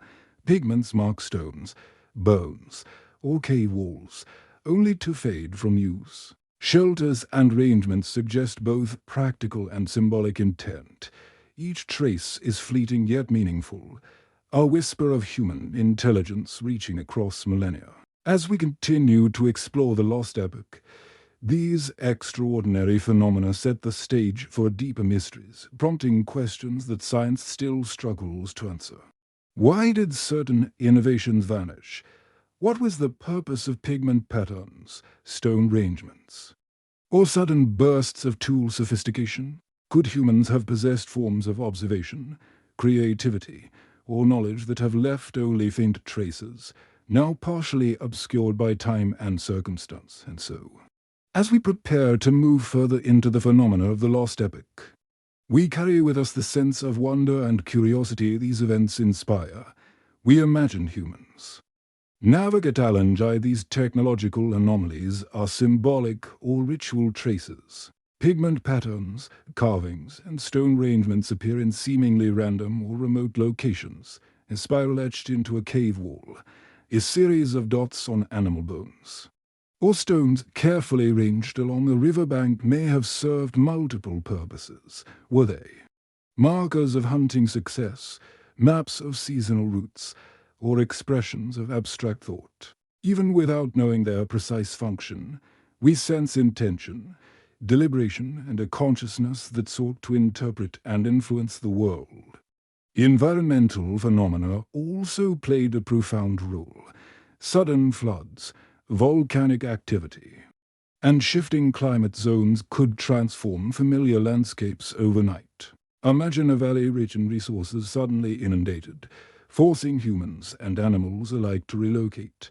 Communities would have had to adapt swiftly, employing observational skills, problem-solving, and collaboration to survive in these moments. Survival depended not just on physical ability, but on cognitive flexibility and ingenuity. traits that the Lost Epoch seems to magnify. Migration patterns, both human and animal, intertwine with these events. Groups followed seasonal prey across unfamiliar terrain, learning and adapting as they moved occasionally. These migrations would overlap with other human groups, creating opportunities for exchange knowledge, tools, techniques, or perhaps even social customs. Yet, because these interactions were rare and episodic, they left fragmentary evidence, adding to the sense of mystery. Small discoveries hint at networks of connection that were fleeting but potentially significant, shaping innovation, culture, and survival. Some of the most compelling phenomena are those that suggest early cognitive leaps. Evidence of abstract thinking, planning, and symbolic representation emerges in patterns that seem intentional rather than accidental, pigments applied in regular shapes, arrangements of stones along pots or near water, or tools modified in precise ways all point to humans experimenting not just with survival but with ideas and patterns. Perhaps a spiral represented a seasonal cycle, a successful hunt, or a celestial observation. These patterns hint at a mind capable of seeing beyond the immediate and engaging with abstract concepts. Animal interactions provide additional evidence of extraordinary adaptation. Humans tracked herds, understood migration cues, and sometimes influenced the movement of species through subtle management or cooperative behavior. Could early humans have experimented with proto-domestication or methods to encourage the presence of prey near settlements? The traces are faint but suggest intelligence applied in novel ways, beyond immediate survival, blending observation, prediction, and experimentation. Sudden bursts of environmental opportunity also shape these phenomena. A riverbank rich with seasonal plants, a valley teeming with game, or a cave offering shelter and protection could catalyze innovation. Tools refined in these locations, pigments applied to marks of significance, and shelters ranged with care indicate moments where humans engaged both practically and creatively with their surrounding. These bursts of activity are like brief flashes of insight in the archaeological record moments, of brilliance whose purpose may remain partially hidden. Population fluctuations added to the fragility and uniqueness of these phenomena. Small communities, sometimes only a few dozen individuals, could see knowledge and innovation emerge rapidly, then vanish entirely if circumstances, harsh winters, disease, or migration interrupted continuity. The ephemeral nature of these bursts emphasizes the delicate interplay between human ingenuity and survival, where a fleeting environmental advantage or cognitive insight could leave traces visible thousands of years later, yet disappear almost as quickly. Some events seem almost ritualistic, blending practical knowledge with symbolic meaning. Consider carefully arranged stone circle or hearth positioned in relation to sunrise, animal migration, or seasonal changes. Could these arrangements have helped humans remember important environmental cues or coordinate group activity? Perhaps they also served to connect the community with abstract patterns in nature. Embedding knowledge in both practice and symbolism, curiosity and experimentation appear consistently across the record. A child tracing patterns in sand, an adult adjusting a tool for a better efficiency, or a group experimenting with pigment placement all suggest moments of discovery. Even small acts, repeated and observed, contributed to cumulative knowledge that could persist briefly in the archaeological record. These moments of ingenuity hint at a human mind not only adapted for survival but capable of reflection, observation, and creative problem-solving. Interactions with the natural world were subtle yet sophisticated. Early humans could predict animal behavior, read environmental cues, and respond to changes with strategies that appear almost prescient. These strategies may have included carefully timed hunting, the construction of shelters to optimize seasonal exposure, or the selective use of plant materials for clothing. food, or ritual. Such responses, while practical, also reflect cognitive depth, planning, and the capacity for foresight. As we observe these phenomena, a pattern emerges. The Lost Epoch was defined by intermittent bursts of innovation, creativity, and adaptation. Set against a backdrop of environmental unpredictability and population fragility, tools appear, vanish, and reappear elsewhere. Pigments mark stones, bones, or cave walls. Only to fade from use, shelters and arrangements suggest both practical and symbolic intent. Each trace is fleeting yet meaningful, a whisper of human intelligence reaching across millennia. In a world at once beautiful, dangerous, and full of subtle mysteries. Responding to challenges with intelligence, observation, and fleeting bursts of creativity that continue to echo into our present. As we continue to explore the Lost Epoch, subtle traces of human ingenuity begin to reveal themselves in ways that defy expectation. These discoveries are not grand monuments or massive artifacts. Rather, they are small, precise, and often puzzling. Each item, mark, or arrangement is a whisper from a time when humans navigated survival, creativity, and the unknown simultaneously. Consider a cluster of stone tools found in a narrow canyon, far from any known resource quarry. The stones are carefully selected, flaked with skill, and shaped for specific purposes. Some show wear patterns suggesting repeated use over months or years. Yet the canyon itself is isolated, implying that the people who made these tools had reason to travel or settle temporarily in a location that seems, at first glance, inconvenient.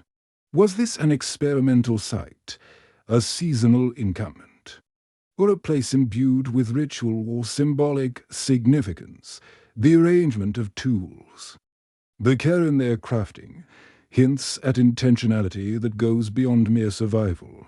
Nearby, traces of pigment threads, yellows, and ochres appear on stones and bone fragments. Their placement suggests pattern, repetition, and perhaps communication. Could they have been used to record information, mark territories, or convey seasonal knowledge? Or were they part of an aesthetic or symbolic practice, expressing ideas that have since vanished from human memory? These small discoveries remind us that early humans were not merely reactive beings. They engaged with their environment creatively, imaginatively, and, at times, abstractly. Animal remains in these contexts tell another story. Bones show signs of selective butchering, indicating sophisticated understanding of anatomy and dietary priorities. Sometimes, the marks suggest ritualized treatment of certain species, perhaps reflecting social or spiritual beliefs. Occasionally, evidence appears of coordinated hunting strategies, drives, ambushes, or collaborative tracking over extended distances. Such behaviors indicate planning, cooperation, and observation skills that surpass simple survival instincts, hinting at a level of cognitive sophistication often overlooked in prehistoric studies. Some sites reveal arrangements of stones that seem deliberate yet do not correspond to immediate survival needs. A line of stones along a ridge, a circle partially obscured by vegetation, or a grouping near water may have served as markers, teaching aids, or even early observatories. Could these placements have helped track celestial movements, animal migrations, or seasonal changes? Perhaps they also acted as communal memory aids, encoding knowledge in a physical form for future generations. The exact purpose remains elusive, but the care and repetition suggest intentionality and foresight. The sudden emergence of new tool styles or techniques also challenges conventional timelines. A particular blade-making method appears in one region for a few centuries, then disappears without clear cause. Another form emerges elsewhere, seemingly unrelated, yet equally advanced. These patterns hint at bursts of cultural innovation that do not follow linear progression. They suggest experimentation, environmental adaptation, or perhaps even early forms of trial and error learning that produced knowledge for a moment. Before it was lost, even the daily routines of these humans were touched by ingenuity. Consider a group crossing a rugged valley, observing the terrain and adjusting their route to optimize energy expenditure, avoid dangerous terrain, or anticipate animal movements. A carefully positioned shelter may provide warmth in winter and shade in summer, reflecting intimate knowledge of the landscape, fire usage, carefully controlled and maintained. Not only provided warmth and cooked food, but may also have created signals, ritualized markers, or even teaching opportunities for younger members of the group, occasionally. Discoveries hint at social experimentation or early forms of cultural expression, patterns on bone or stone, repeated motifs, or arrangements of objects suggest observation, play, and perhaps social cohesion. Children tracing shapes in sand or mud may have participated unknowingly in a long tradition of pattern-making, experimentation, and symbolic communication over time. Such acts could accumulate into cultural knowledge, sometimes preserved, sometimes lost, leaving only fragments for archaeologists to interpret. Some anomalies remain particularly mysterious. In certain valleys, tools, pigments, and stone arrangements appear together in ways that defy easy explanation. There is no obvious settlement, no clear quarry, and no immediate survival necessity. Yet the effort to create, range, or decorate these items suggests intention. Were these spaces used for teaching, experimentation, or ritual? Did humans of the Lost Epoch possess forms of knowledge or consciousness that we can only glimpse faintly through these traces? Human movement across the landscape further complicates the picture. Non-local stones, shells, and pigments appear far from their sources, suggesting long-distance travel, trade, or deliberate collection. The purpose of these journeys may have been practical, social, or symbolic, reflecting both survival needs and creative curiosity.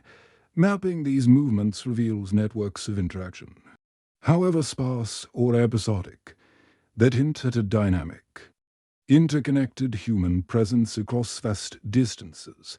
Environmental pressures created moments of both challenge and opportunity.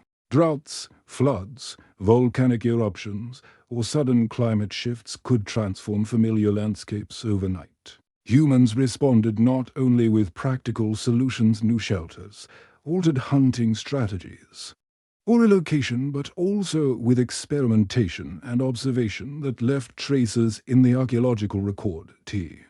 His responses, while subtle, reveal a sophisticated interplay between human intelligence and environmental forces, shaping both survival and culture. Some sites show evidence of proto-ritual behavior, a carefully placed hearth and ranged set of stones, or pigment applied to a surface may indicate communal gathering, observation of seasonal or celestial events, or early symbolic practice. The intent may be lost to time, but the careful placement, repetition, and association with other human activities suggest more than chance. It hints at consciousness reflecting on itself, environment, and community, weaving practical survival with abstract understanding. As we examine these discoveries collectively, a pattern emerges. The Lost Epoch was characterized by ephemeral bursts of creativity, insight, and adaptation.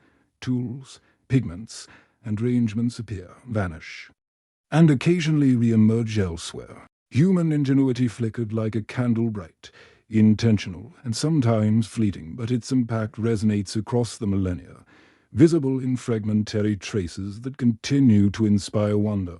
The subtle drama of this epic lies in the interplay of survival, observation, and creativity.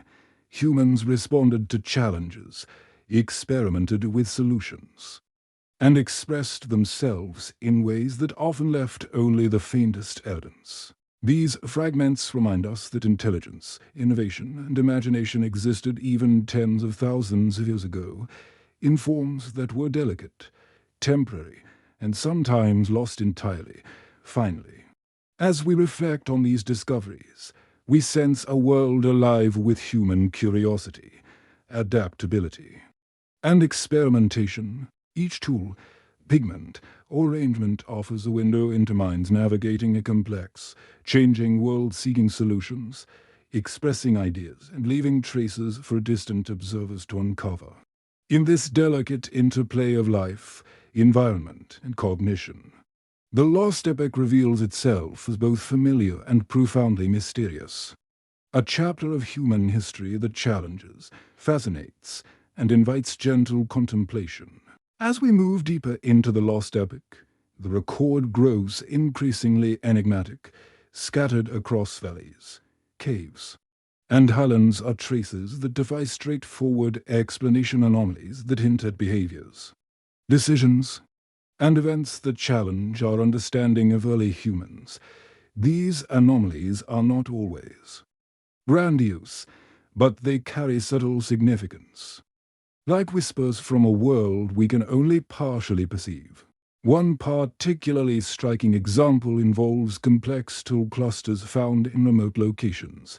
Here, archaeologists uncover stones carefully flaked with techniques far beyond what was common in surrounding regions. The stones often appear out of context, far from raw material sources, suggesting long-distance travel or deliberate transport. Some tools exhibit wear patterns that indicate very specific usage, perhaps for crafting, hunting, or processing rare materials.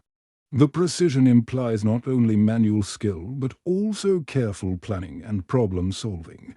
Yet, within a few generations, such techniques seem to vanish, leaving behind only fragmented evidence of ingenuity that once flourished, pigments and markings.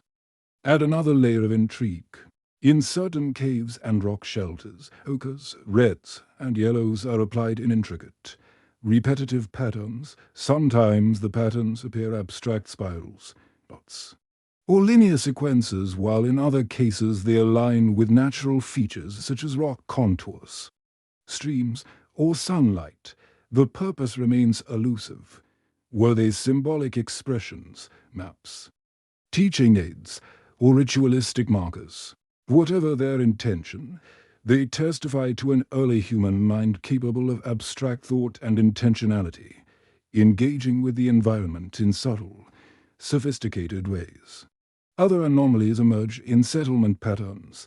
Some sites exhibit unusual organization of hearths, stones, or shelters, ranged in ways that do not seem strictly utilitarian.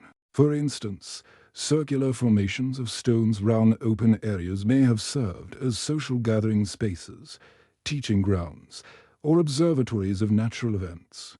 The repetition and care evident in these arrangements suggest that early humans were capable of abstract planning and experimentation, leaving behind traces of behavior that blend practicality with symbolic intent. Environmental interactions also present extraordinary anomalies.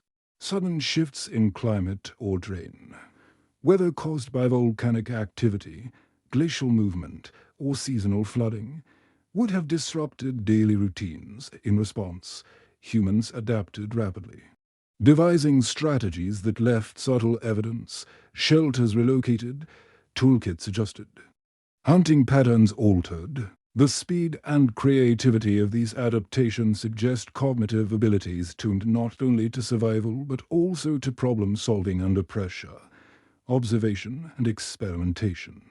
Sometimes these adaptations leave behind traces that appear almost miraculous, as if human ingenuity briefly exceeded the expectations of modern observers. Migration and contact contribute further to the mystery. Evidence of non-local materials, shells, pigments, stones indicates movement across hundreds of miles or interaction with other groups. Yet the roots, purposes, and social dynamics of these interactions remain elusive. Could some communities have deliberately sought out distant materials for practical or symbolic reasons? Did knowledge, technology, or cultural practices spread through these encounters, only to be lost again through population decline or environmental disruption? These anomalies hint at networks of communication and movement that are tantalizingly incomplete.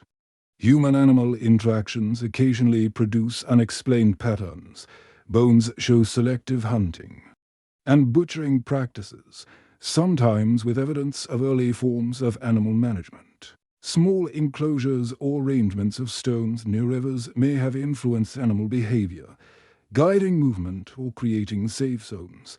These behaviors suggest a keen understanding of ecology, observation, and subtle manipulation. Early humans actively shaping their environment in ways that leave tantalizing traces.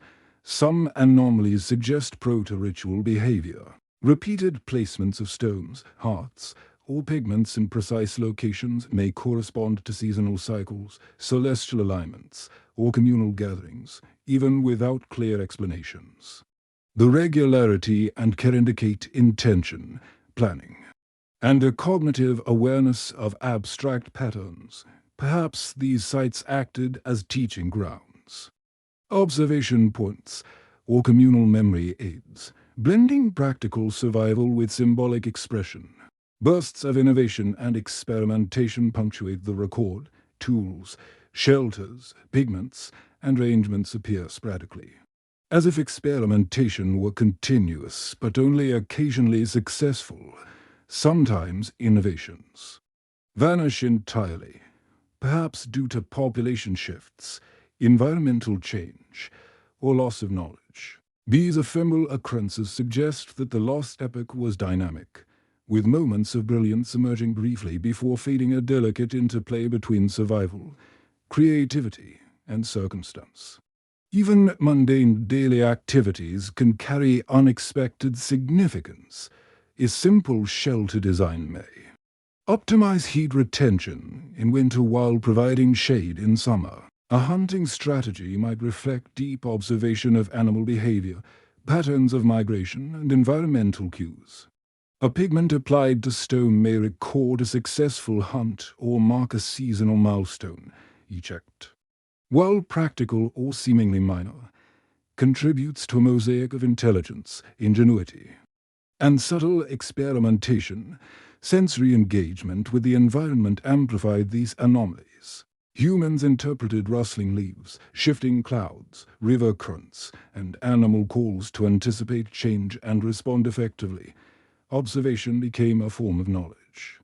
A quiet guide shaping decisions, migrations, and innovations in combination with creative experimentation. These skills produced evidence that appears almost anomalous to modernized moments where survival, cognition, and curiosity intersect. Population dynamics magnified both opportunity and fragility.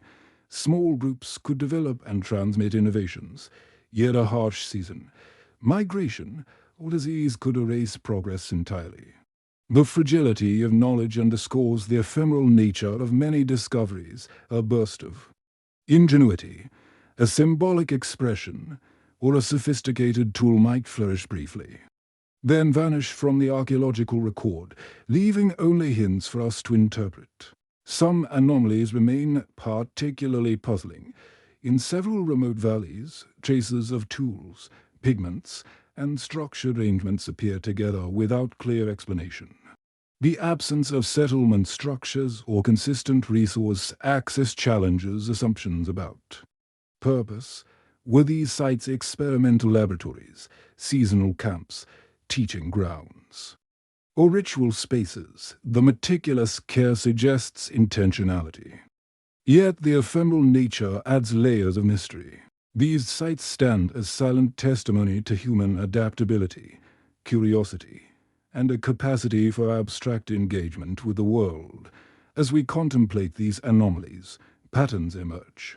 The Lost Epoch was marked by fleeting bursts of creativity, bursts of survival innovation, and experimental behavior.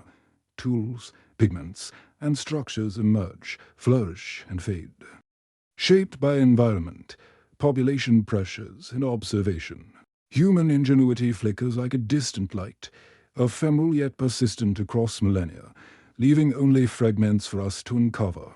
The subtle drama of this epic lies in these anomalies, small, deliberate, and often fleeting.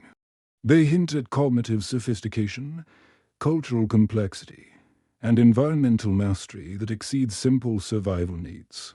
They remind us that even tens of thousands of years ago, humans navigated a complex world with intelligence, creativity, and curiosity, leaving traces that continue to inspire wonder and reflection. Finally, as we prepare to move further into Part 3, these anomalies set the stage for questions that linger even today. Why do certain tools, techniques, or symbolic practices appear briefly and then vanish? What was the purpose behind pigments, stones, or carefully arranged spaces? Could humans have possessed forms of observation, knowledge, or abstract understanding that remain partially hidden by the passage of time? These questions guide us toward deeper exploration, inviting us to imagine a world where intelligence, curiosity, and creativity intersected with survival in ways both ordinary and extraordinary. The Lost Epoch, alive with anomalies, bursts of innovation, and mysterious behavior, draws us into its quiet drama, bridging the gap between human history and imagination. Amid the rhythms of daily survival, the Lost Epoch occasionally unfolded with moments of profound unpredictability, environmental phenomena sometimes sudden, sometimes subtle reshaped landscapes and human experience alike, leaving behind traces that continue to puzzle modern observers.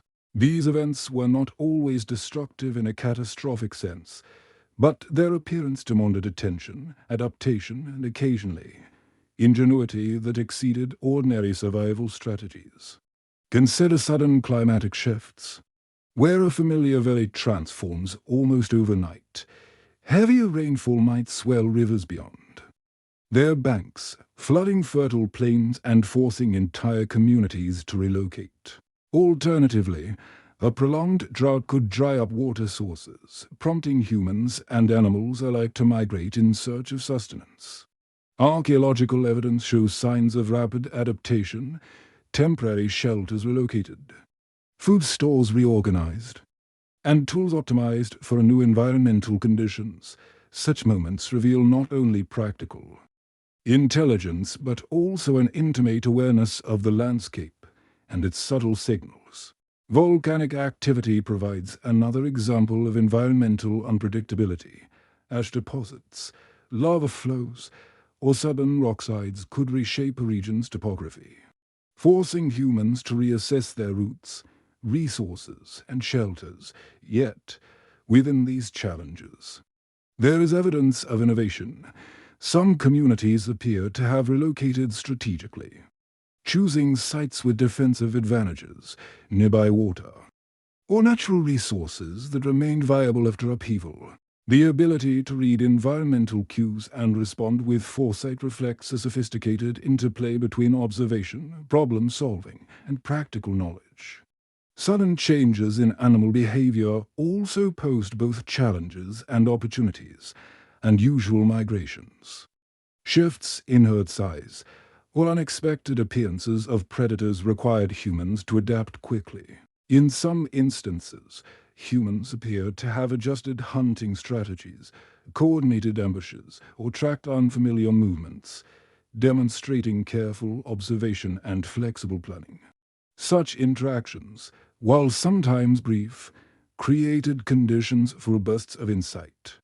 As humans refine tools, techniques, and cooperative strategies to match an unpredictable world, occasionally, anomalies suggest phenomena that we cannot yet fully explain.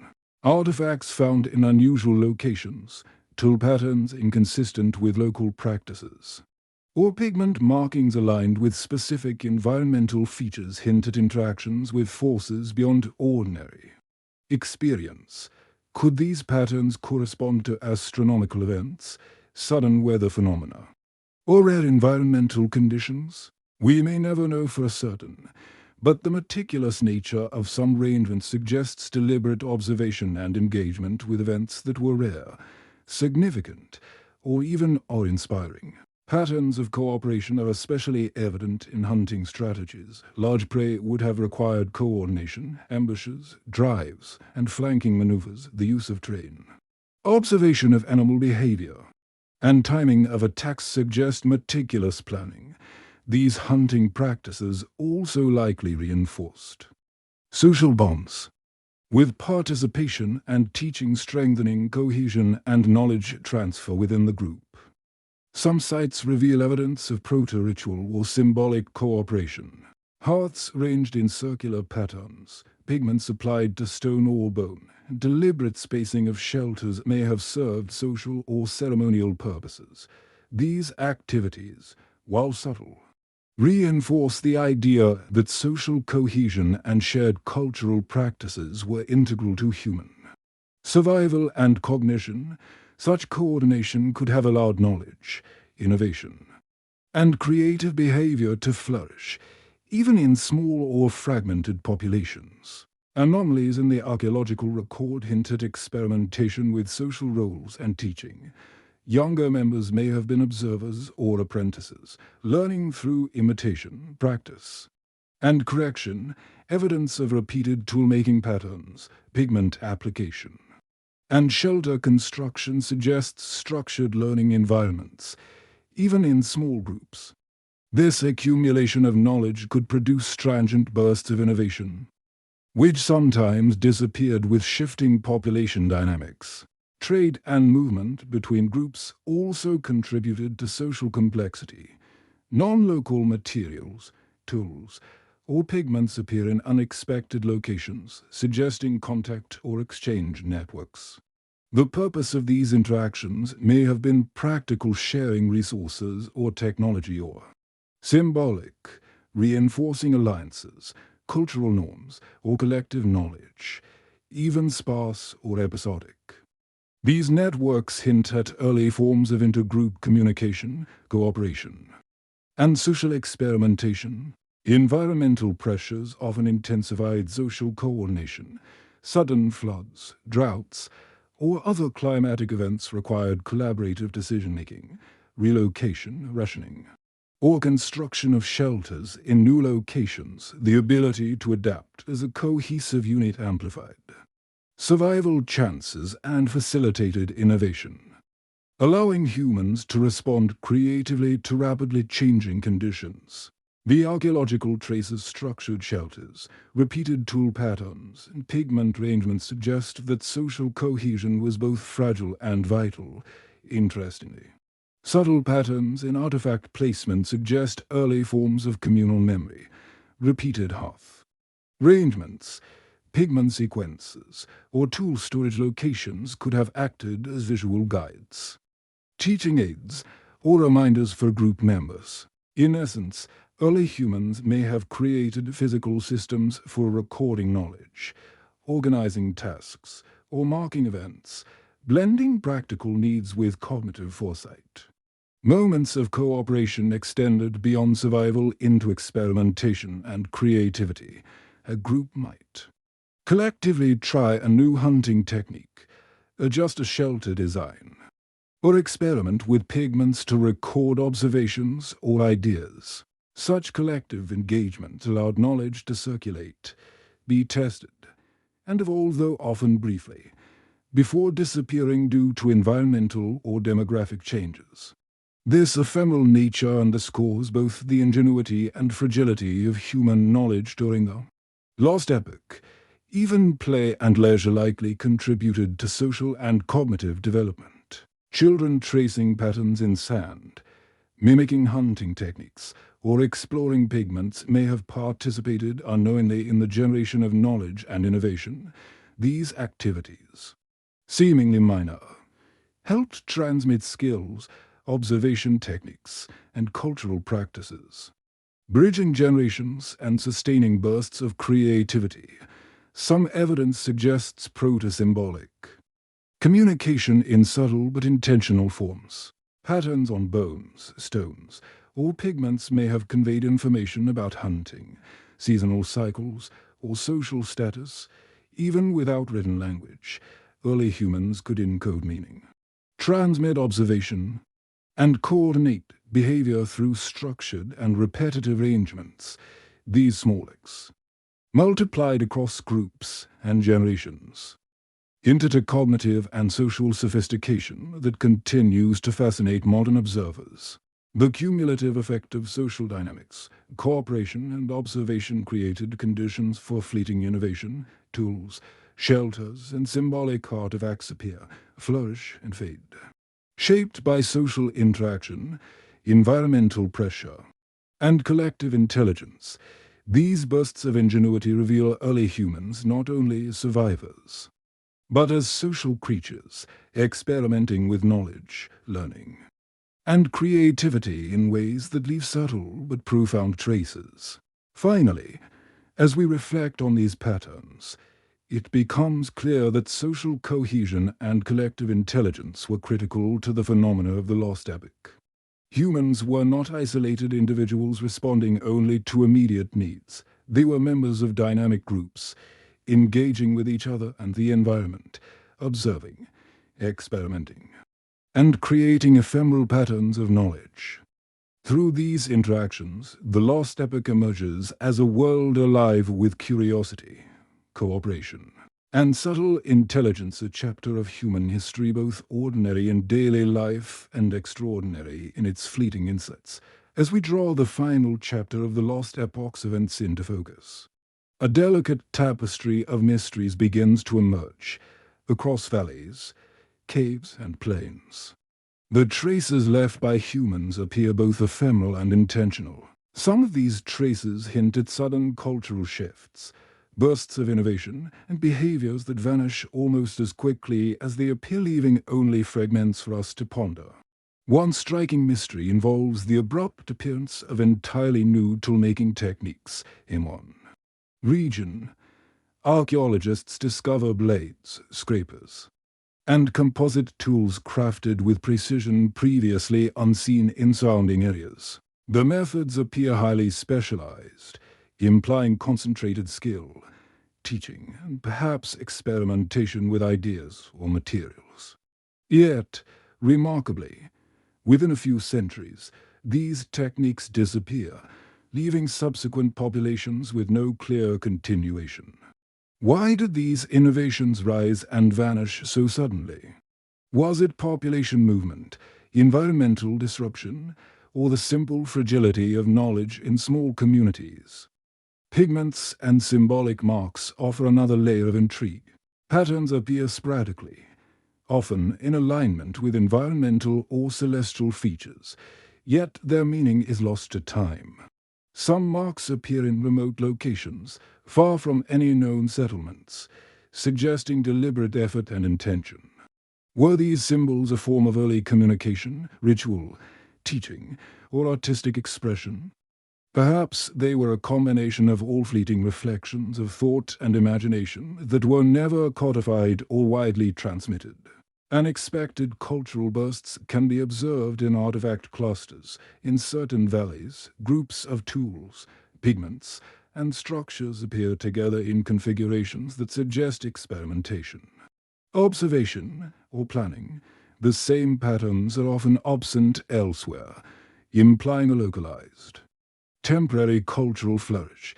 These ephemeral bursts challenge the conventional notion of slow, linear cultural evolution, revealing instead a world punctuated by sudden innovation and adaptation. Environmental stresses often acted as catalysts for these bursts. A flood, drought, or unexpected migration of prey may have prompted rapid experimentation in hunting, shelter, or tool use. Some adaptations are remarkably sophisticated. Composite tools, coordinated hunting strategies, and carefully arranged shelters that reflect observation of seasonal or ecological patterns. Even minor innovations could ripple through small populations, influencing behavior, teaching, and survival strategies, though many of these innovations would later disappear, leaving only hints in the archaeological record. Social dynamics also influenced sudden cultural shifts. Small groups, facing challenges or opportunities, experimented collectively, tested new tools, or developed novel symbolic systems. Evidence of repeated hearth arrangements, pigment patterns, and tool caches suggests deliberate planning, knowledge sharing, and apprenticeship-like teaching. Innovation appears as a product of interaction, observation, and subtle coordination, an emergent property of social intelligence rather than isolated individual effort. Some anomalies remain particularly enigmatic. Artifacts appear far from expected sources. Pigments are applied in unexpected ways, and certain shelter arrangements defy immediate functional explanation in these cases. The intention is unclear, yet the care and repetition suggest purpose. Could these behaviors indicate early experimentation with abstract thought, proto-scientific observation, or social signaling that modern science struggles to interpret? Or might they represent transient bursts of creativity, arising from unique individuals or communities whose knowledge was never transmitted further? Memory and teaching played crucial roles in preserving and sometimes losing knowledge. Patterns in toolmaking, pigment application, and shelter construction often reflect repetition and practice, suggesting deliberate learning processes. Yet, even with these processes, many innovations vanished over time: population fluctuations, migration, and environmental change meant that knowledge was fragile, ephemeral, and easily lost, producing gaps and mysteries in the archaeological record. Interactions with the environment continued to drive experimentation and observation. Humans adapted to seasonal changes, navigated unpredictable terrain, and responded creatively to both resource abundance and scarcity, evidence of selective hunting. Coordinated movement and novel shelter construction illustrates a continuous feedback loop between observation, experimentation, and adaptation. Even minor successes, an efficient tool, a new shelter design, or an advantageous route could influence community behavior for a generation before feeding into obscurity. Occasional evidence suggests proto-symbolic or ritual behavior intertwined with practical innovation. Hearths ranged deliberately, pigments applied in repeating sequences, and stones positioned with apparent care hint at early human attempts to structure space, record knowledge, or create shared experience. The duality of practical and symbolic behavior reflects a sophisticated understanding of environment, society, and cognition. Even if the precise meaning has been lost over 90,000 years, innovation, observation, and experimentation in the Lost Epoch were fleeting by nature. Tools emerged, were used intensively, and then disappeared. Pigment marks appeared, hinted at meaning, and vanished. Shelters and arrangements rose, served their purpose, and decayed without trace. These ephemeral patterns leave behind tantalizing evidence, a fragment of a tool, a smudge of pigment, a line of stones. Each fragment whispers of intelligence, creativity, and adaptive behavior that existed briefly and remarkably long ago. As we contemplate these final anomalies and ephemeral innovations, a profound sense of continuity emerges.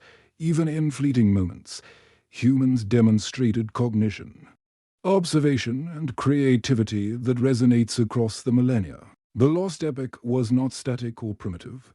It was dynamic, punctuated by bursts of ingenuity, subtle experimentation, and the delicate interplay of survival, sociality, and observation. Finally, these traces challenged modern assumptions about human development. Innovation did not always progress linearly.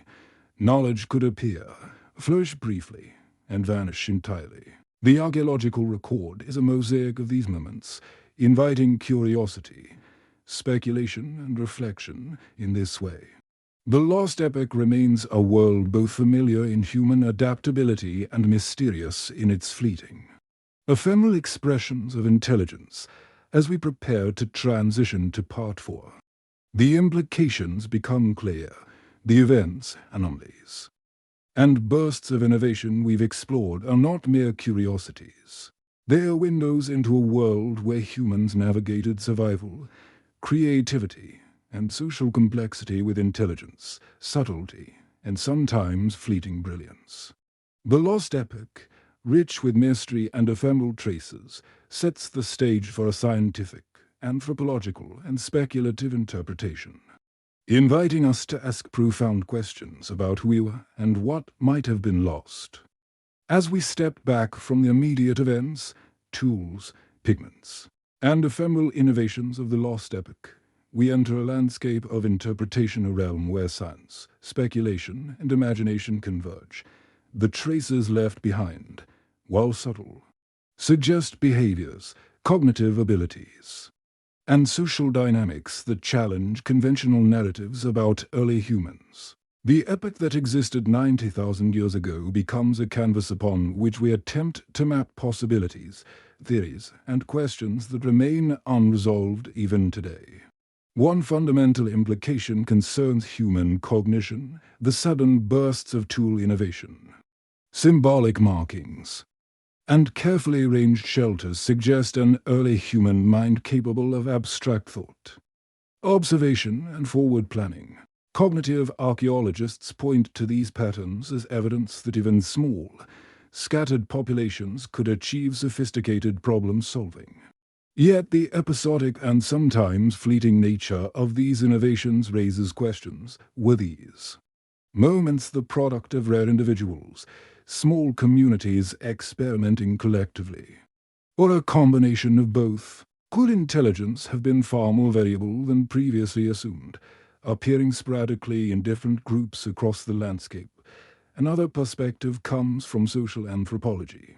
Cooperation, teaching, and structured observation appear integral to survival and innovation, evidence of repeated patterns in shelters, tools, and pigments suggests apprenticeship-like learning and the transmission of knowledge across generations. But the loss of many innovations hints at the fragility of early human culture, population decline, environmental disruption, or migration may have erased knowledge that could have reshaped entire communities.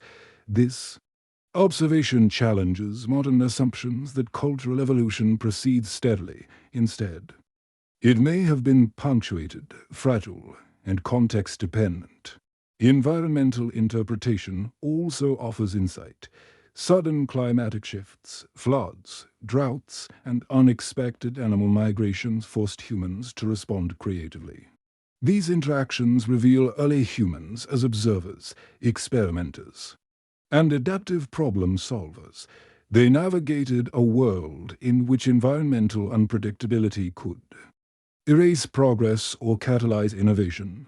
Could these pressures have driven the very bursts of creativity that appear in the archaeological record, shaping the timing and nature of ephemeral technologies and symbolic behaviors? And what does this tell us about resilience, intelligence, and adaptation in small, isolated populations? Anthropologists and archaeologists also wrestle with anomalies that resist explanation. Why do some tools, pigments, or structures appear in locations that seem impractical or isolated? Could these represent ritual or symbolic practices, early experimentation with communication, or an interaction with environmental or astronomical phenomena we do not fully understand? Each anomaly becomes a puzzle piece, suggesting complexity, intent, and a capacity for abstract thought that modern observers might underestimate. Intergroup interaction raises additional questions.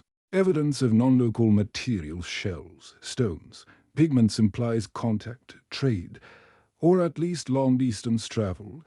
Were these interactions occasional, driven by necessity, or regular and socially organized? Could early humans have had systems of exchange, communication, or shared knowledge across vast distances, only for these systems to vanish due to environmental disruption or population decline? These possibilities point toward a nuanced social intelligence operating even in relatively small, mobile communities. Some theories suggest that the episodic nature of innovation may reflect cognitive and social experimentation. Small groups might have tried new techniques, artistic forms, or social arrangements in isolation, leading to bursts of creativity that were sometimes lost when groups dispersed or disappeared. Could the pattern of appearance and disappearance in the archaeological record reflect the natural ebb and flow of population, environmental pressure, or cognitive variation? This line of thinking invites us to consider humans of the Lost Epoch not as static beings but as dynamic, experimental, and adaptable, capable of moments of brilliance that flickered briefly before fading. Astronomical or environmental alignment theories also emerge from pigment and structure placement. Some caves, stones, and pigments appear oriented toward solar, lunar, or stellar patterns. Could these represent early attempts to track time, seasons, or celestial events?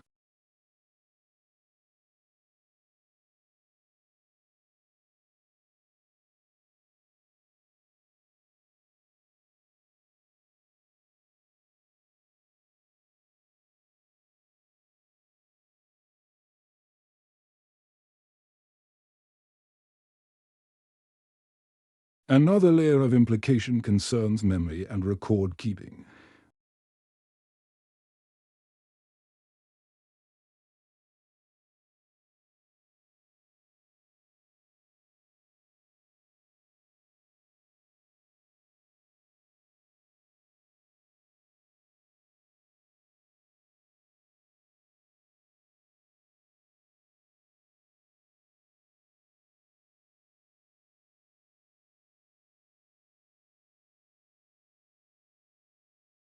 The tantalizing evidence suggests a cognitive sophistication we are only beginning to appreciate. Population dynamics further complicate interpretation. Small, dispersed groups mean that knowledge and innovation were highly vulnerable.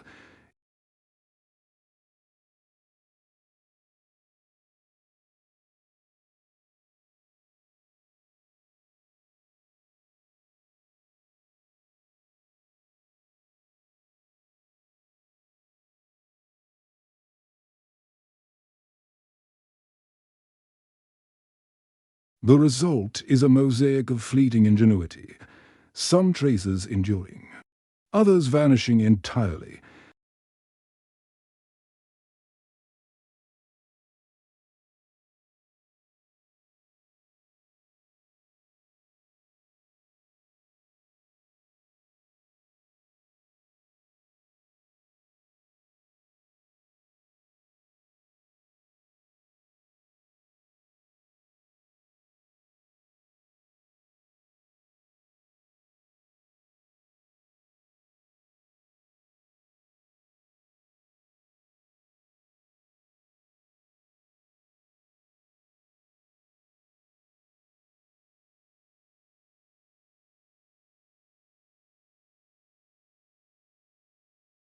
Finally, the cumulative implication is profound. The Lost Epoch reveals humans as resilient, inventive, and socially sophisticated even in the face of unpredictability.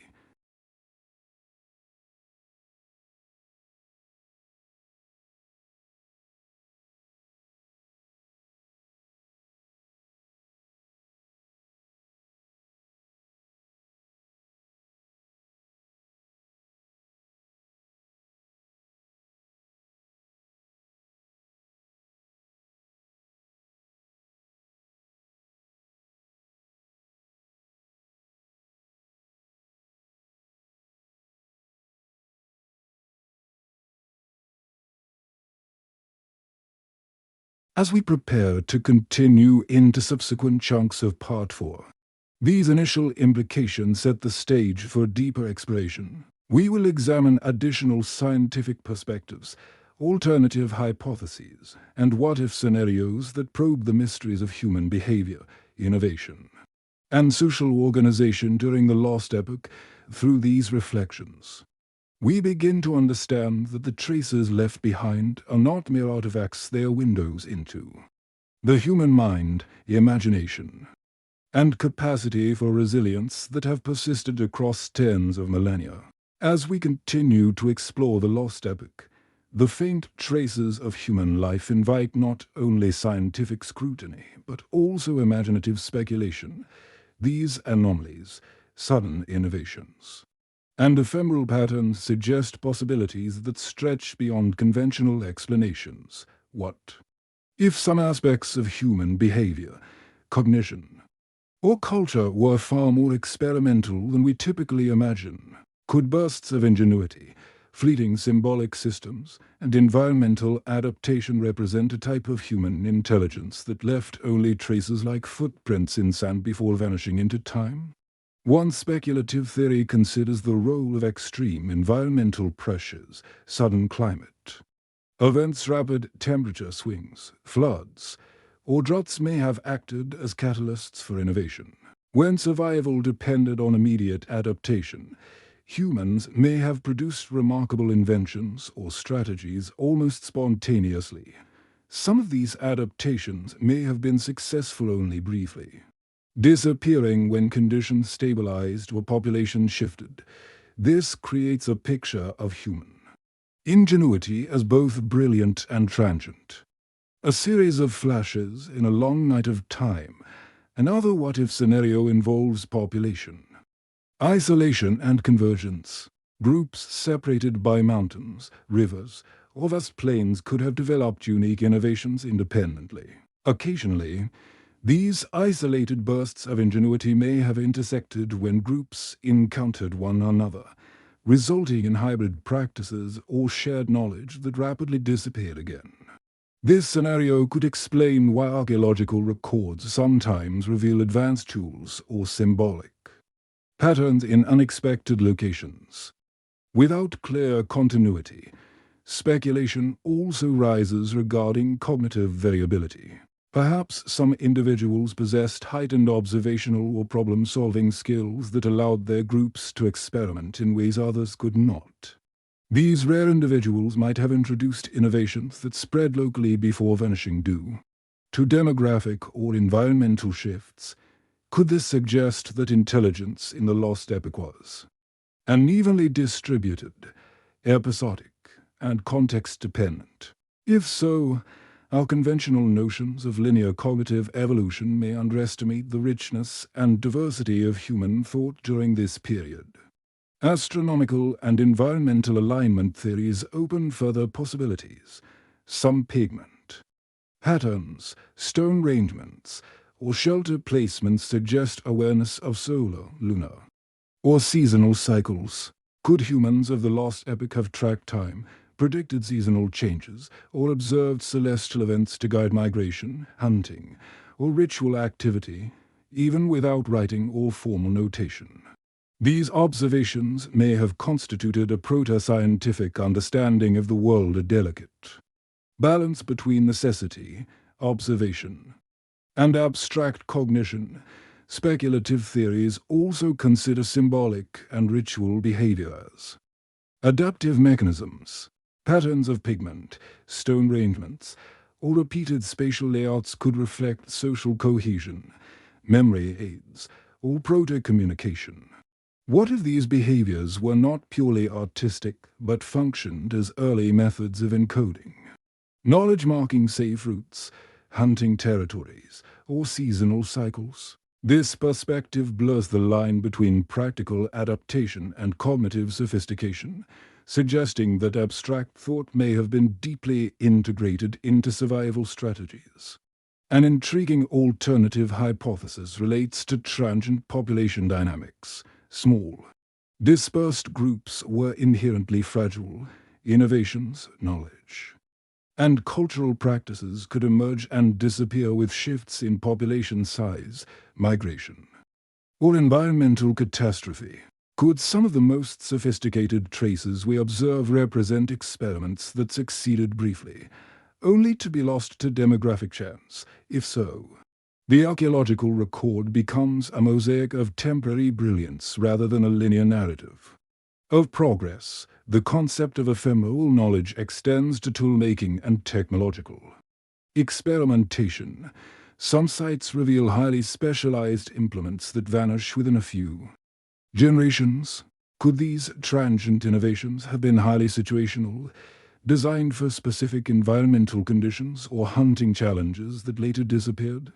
This theory suggests a dynamic relationship between environment, cognition, and technology, a feedback loop where necessity sparks invention, and disappearance follows environmental stabilization or population turnover.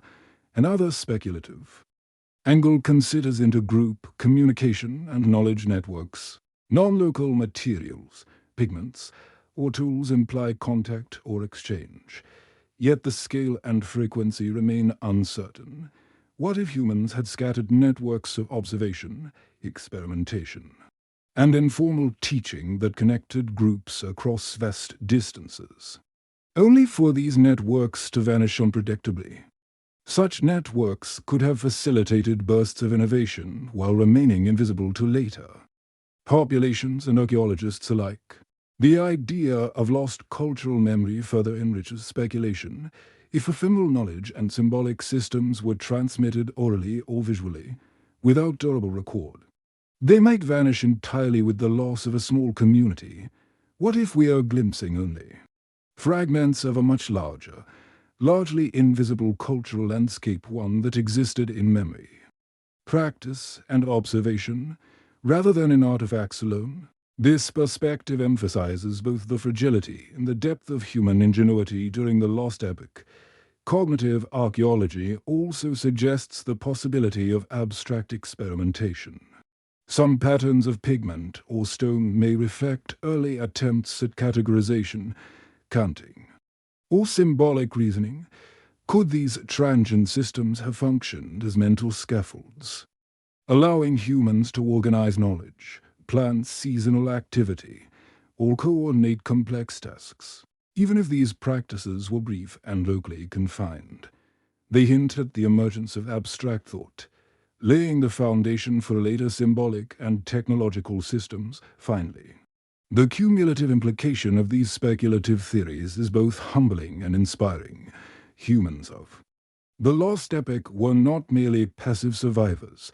They were active experimenters with environment, tools, social systems, and symbolic behavior.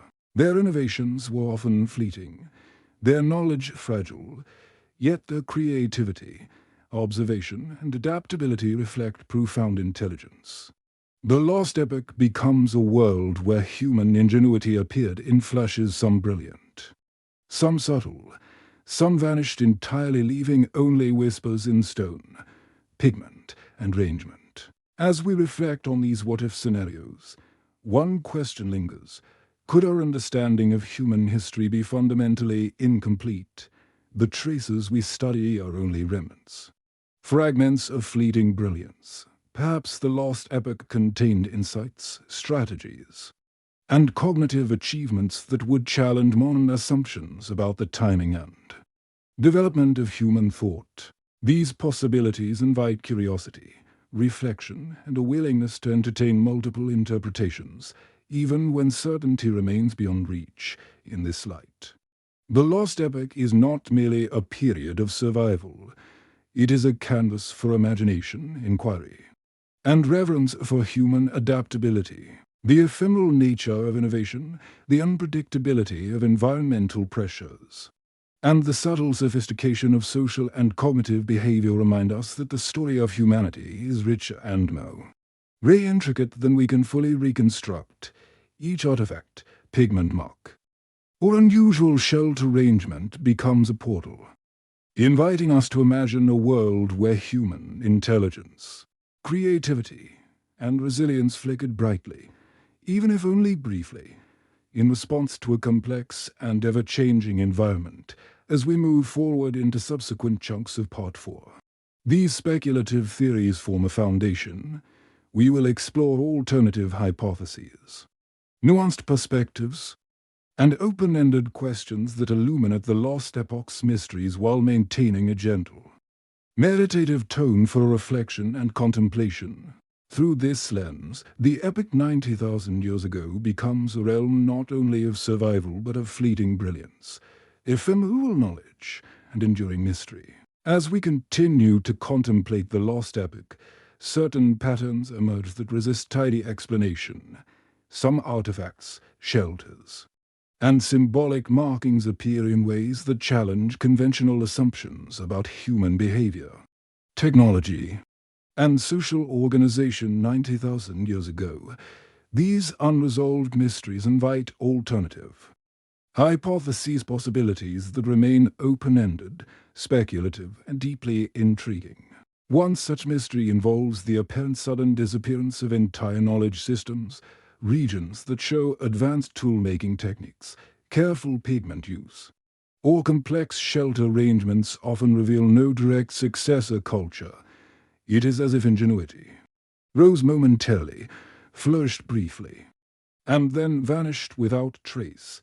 Why did these bursts of cultural or cognitive sophistication not persist? Were environmental pressures so severe that entire populations failed to survive, taking their innovations with them?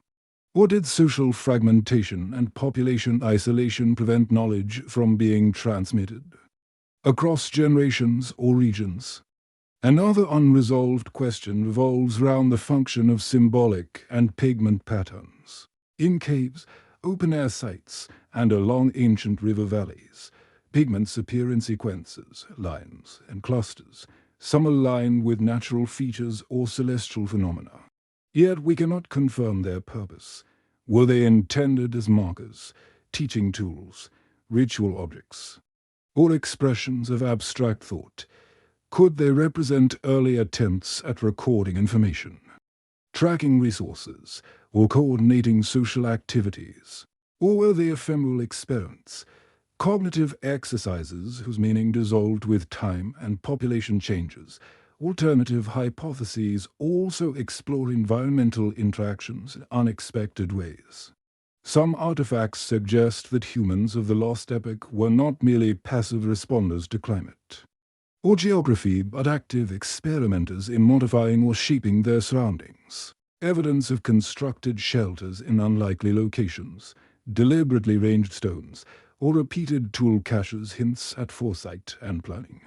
Could these arrangements reflect early landscape management, experimental observation, or proto-engineering? If so, they suggest an intelligence that integrated observation, adaptation, and environmental manipulation far earlier than conventionally assumed. The notion of transient populations adds another layer of complexity. Small, dispersed groups may have developed local knowledge independently, only for it to vanish due to migration, mortality, or environmental catastrophe. In this view, the archaeological record is not a linear story, but a patchwork of fleeting innovations and temporary social experiments. Could the anomalies and sudden cultural bursts we observe represent entirely independent cognitive episodes, unconnected across space and time? This perspective challenges modern assumptions about cultural continuity and linear progress. Speculative theories also consider cognitive diversity among individuals. Certain people may have possessed advanced observational skills, creative problem-solving abilities, or heightened social intelligence. Such individuals could act as catalysts for group innovation, introducing novel techniques or experimental behaviors, yet in small and mobile populations. Their knowledge may have been lost when circumstances changed. This implies that human intelligence during the Lost Epoch was uneven, episodic, and highly context-dependent, appearing in flushes, leaving only traces and vanishing unpredictably. Interactions between groups remain another unresolved question. Evidence of non-local materials, pigments, and tools suggests travel, contact, or exchange networks. But the frequency, scope, and purpose of these interactions remain speculative. Did isolated communities occasionally meet for a practical exchange, symbolic purposes, or social rituals? Or were these rare and opportunistic events, leaving only faint traces in the archaeological record? Such questions highlight the limitations of interpretation and the tantalizing gaps in our understanding. Astronomical and seasonal alignment hypotheses continue to intrigue. Some patterns of pigment or structural arrangement correspond with solstices, lunar cycles, or prominent celestial bodies. Could humans have been observing, recording, or predicting seasonal shifts aid hunting, gathering, or migration? Even without formalized calendars or written notation, these behaviors suggest abstract reasoning, environmental awareness, and planning, yet we cannot confirm intentionality. Leaving this as a profound open-ended question that invites imagination and reflection. The fragile nature of ephemeral knowledge also invites consideration of lost cognitive practices. Repetitive patterns, apprenticeship-like teaching, and social learning suggest humans may have transmitted knowledge through observation and imitation. But if populations declined, migrated, or were disrupted, these systems may have vanished entirely. Could it be that much of the sophistication of the Lost Epoch exists only as shadows in the archaeological record, glimpsed in fragments of stone, pigment, or arrangement? Speculative scenarios extend to the possibility of cultural experimentation. Small groups may have treated innovation as an ongoing experiment, testing hunting techniques, shelter designs, or symbolic systems, discarding them when they proved inefficient or unnecessary. These trial-and-error processes, though ephemeral, could produce bursts of remarkable ingenuity, leaving behind patterns that seem anomalous or inexplicable to modern observers. Could this iterative experimentation have been a defining feature of the Lost Epoch's social and cognitive life? Finally, the open-ended nature of these questions underscores the enduring mystery of the epoch. We are left to ponder the what-ifs. What knowledge, techniques, or symbolic systems vanished entirely? Could humans have understood complex environmental, social, or astronomical patterns that we can no longer reconstruct? Did small groups experiment with culture and cognition in ways that left only transient traces? And could these fleeting insights, lost to time, challenge modern assumptions about the pace and nature of human development? Finally, as we begin to rest from this exploration, there is an invitation to gentle reflection. The Lost Epoch reminds us that knowledge, creativity, and intelligence are fragile yet resilient, fleeting yet profound. It teaches us to appreciate subtle achievements, ephemeral insights, and the quiet brilliance of life navigating a complex, ever-changing world. Even in moments of uncertainty or disappearance, human ingenuity leaves echoes, whispers in stone, pigment, and arrangement that continue to speak to us across tens of thousands of years. Let us carry this sense of wonder into the closing moments of our journey. As night falls, as the world quiets, and as attention drifts toward rest, the Lost Epoch serves as a meditation on resilience, creativity, and the subtle yet enduring presence of human thought. Though 90,000 years separate us from these fleeting innovators, their traces remind us that curiosity, observation, and imagination are timeless companions quietly shaping survival, innovation, and reflection throughout human existence. And so, as the final traces of this narrative settle in your mind, imagine the landscape one last time: forests rustling in the wind, rivers flowing gently under the stars, small groups of humans moving thoughtfully through a world full of challenges, possibilities, and fleeting brilliance. Their tools, pigments, and shelters have faded, but their presence remains in the faint patterns left behind, in the questions we continue to ask, and in the gentle reminder that human ingenuity, however ephemeral, endures in subtle, enduring ways. As we continue our gentle reflection on the Lost Epoch, it becomes clear that this distant time was not merely a stage of survival, but a canvas of human ingenuity, experimentation, and quiet observation. Every tool, pigment mark, and arrangement of stones is a testament to the human mind reaching toward understanding, adapting, and experimenting with the world. Although much of this knowledge has been lost, The traces that remain are enough to spark curiosity, inspire reflection, and offer a window into the fleeting brilliance of our ancestors. We can imagine humans moving through forests and plains, attuned to the rhythms of the environment, the sound of water flowing, the shift of the wind through trees, the subtle changes of light at dawn and dusk. They observed animals, tracked seasonal shifts, and experimented with tools and shelters, combining observation with creativity in ways that were practical, yet often surprisingly sophisticated.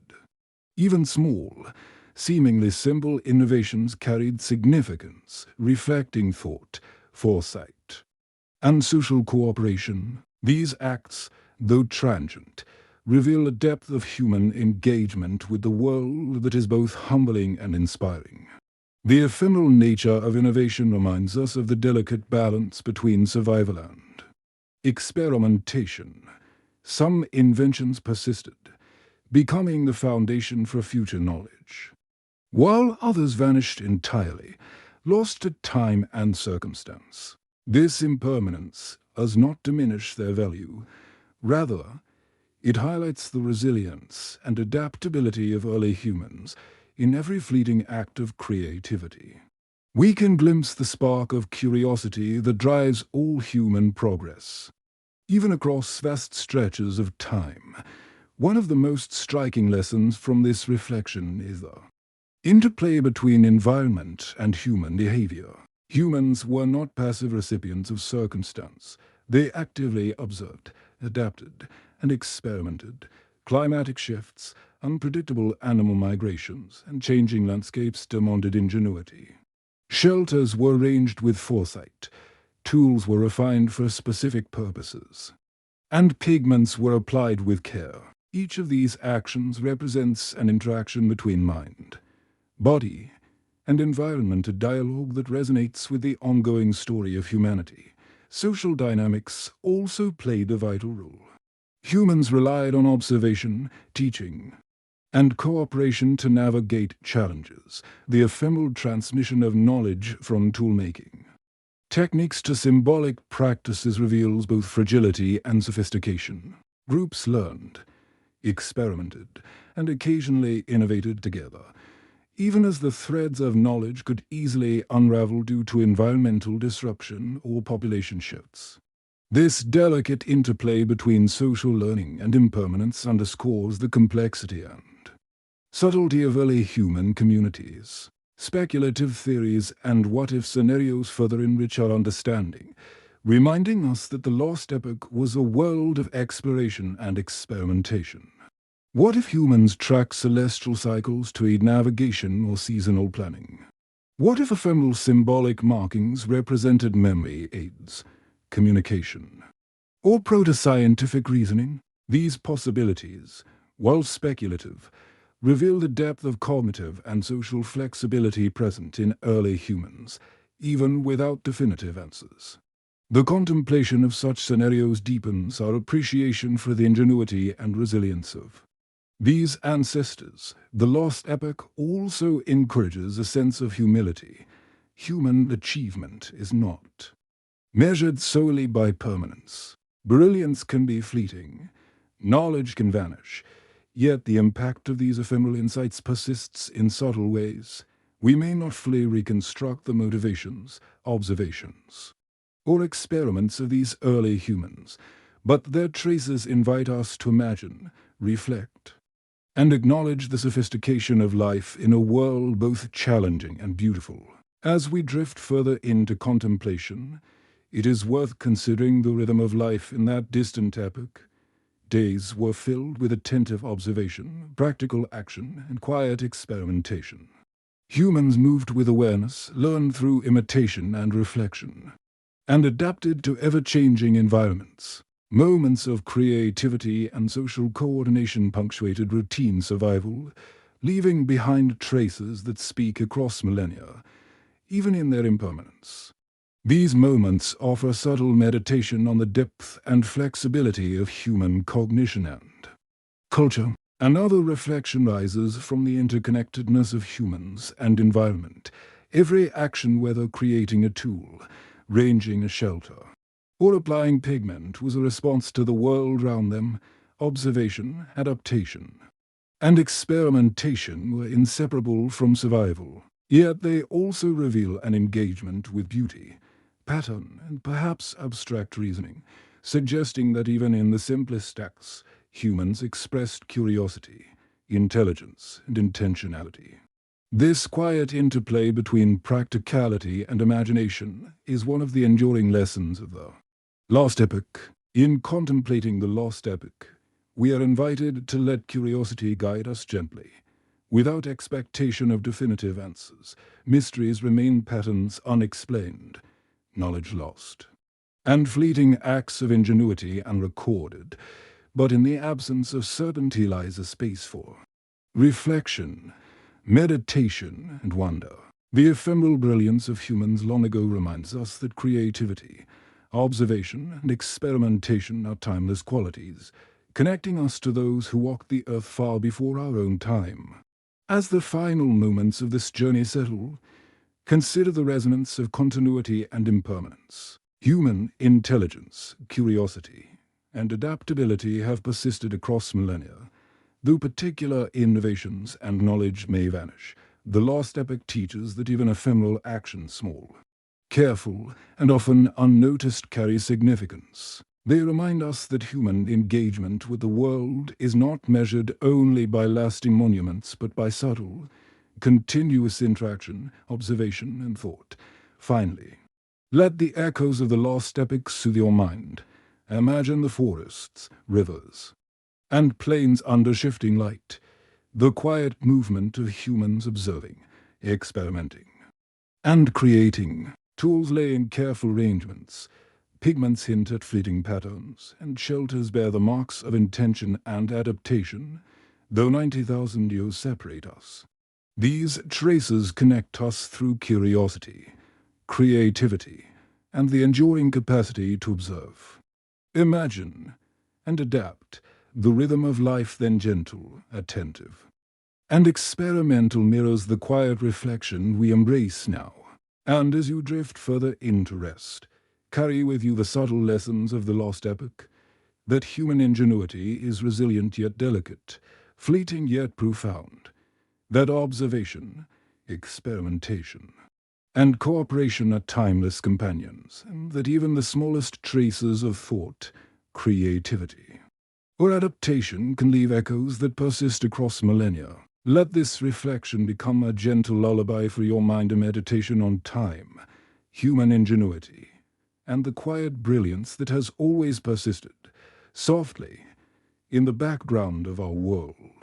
May the mysteries, questions, and ephemeral insights of the Lost Epoch guide your thoughts toward calm, curiosity, and a deep sense of wonder, as the world around you settles into quiet, and sleep draws near. Now, as we reach the final moments of our journey through the Lost Epoch, let us rest in quiet reflection. The world 90,000 years ago was alive with movement, adaptation, and fleeting creativity.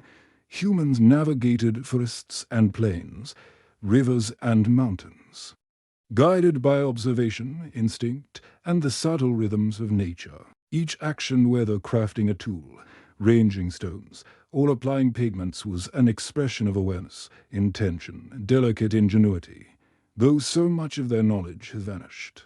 What remains is enough to kindle wonder and curiosity, even as it invites gentle contemplation. We can imagine these humans pausing at dawn to watch the sun rise, noting the direction of the wind, or listening to the quiet rustle of leaves. They may have gathered round fires at night, sharing observations, experimenting with techniques, and passing along lessons in ways both practical and symbolic. In this rhythm of life, survival, creativity, and reflection intertwine seamlessly, leaving behind traces that speak softly across millennia, even in their impermanence. These traces illuminate human adaptability, curiosity, and the capacity for thoughtful engagement with the world. Throughout our exploration, we have seen that human ingenuity was not always linear or permanent.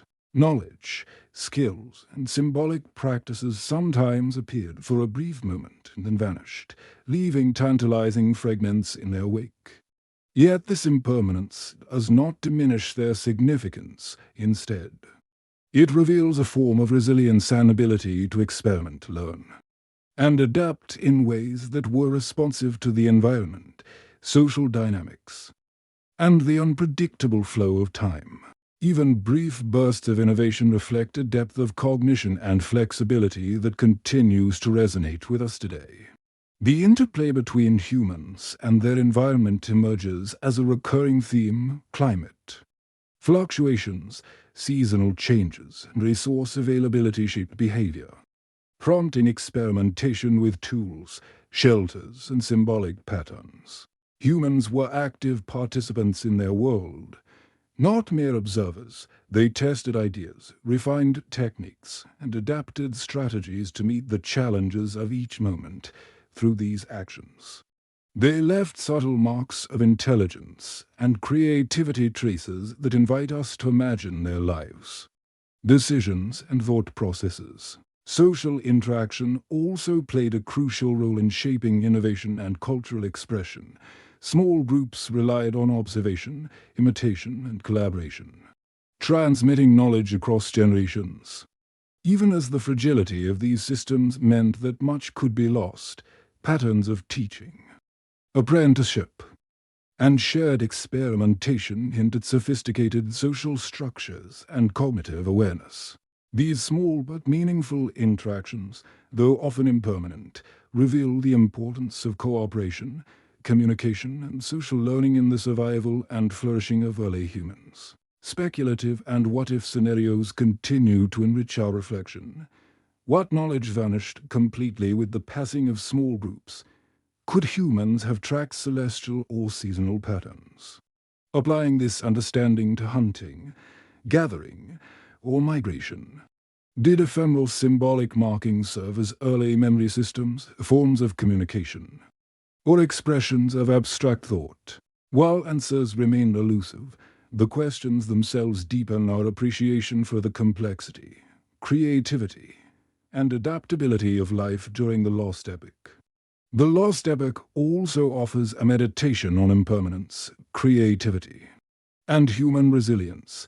Even fleeting innovations, tools that lasted a season, pigments that faded, shelters that crumbled carry meaning.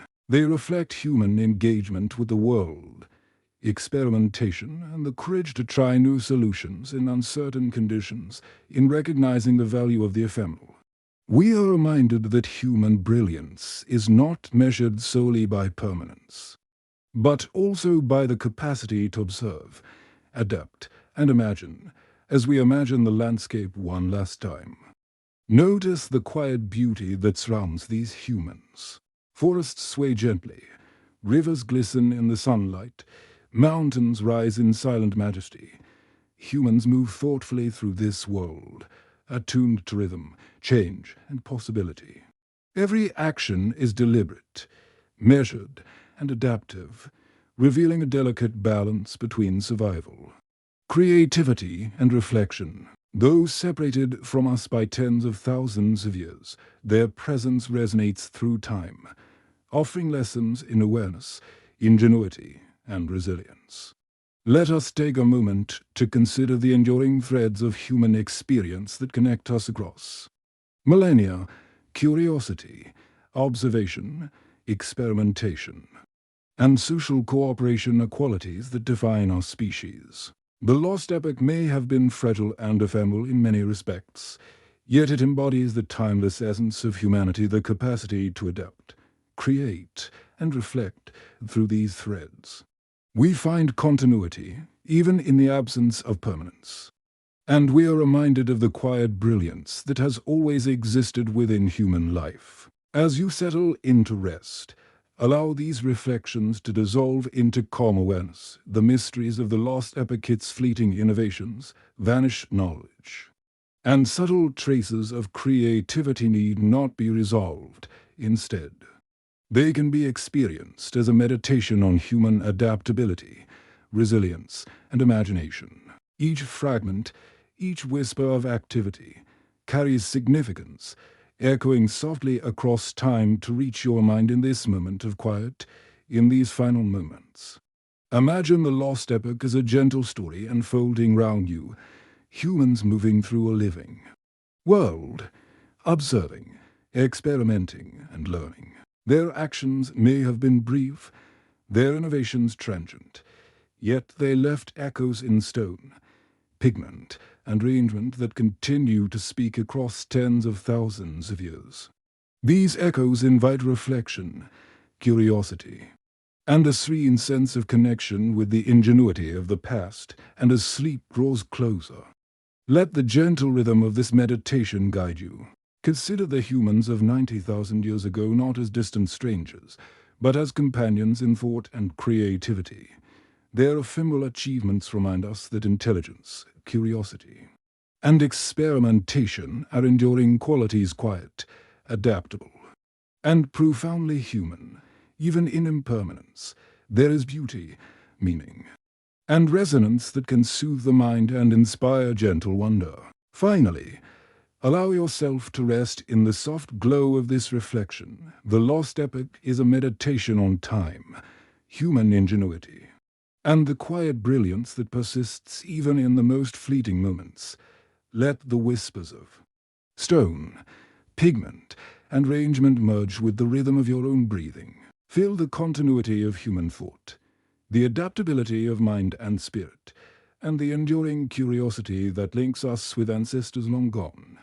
In this calm, reflective state, the story of the Lost Epoch becomes a gentle lullaby, a meditation on resilience, creativity, and the subtle intelligence that has always accompanied life on Earth. As your mind drifts further toward rest, carry the essence of this epoch with you, the awareness of impermanence, the beauty of ephemeral achievement, and the quiet brilliance of human thought.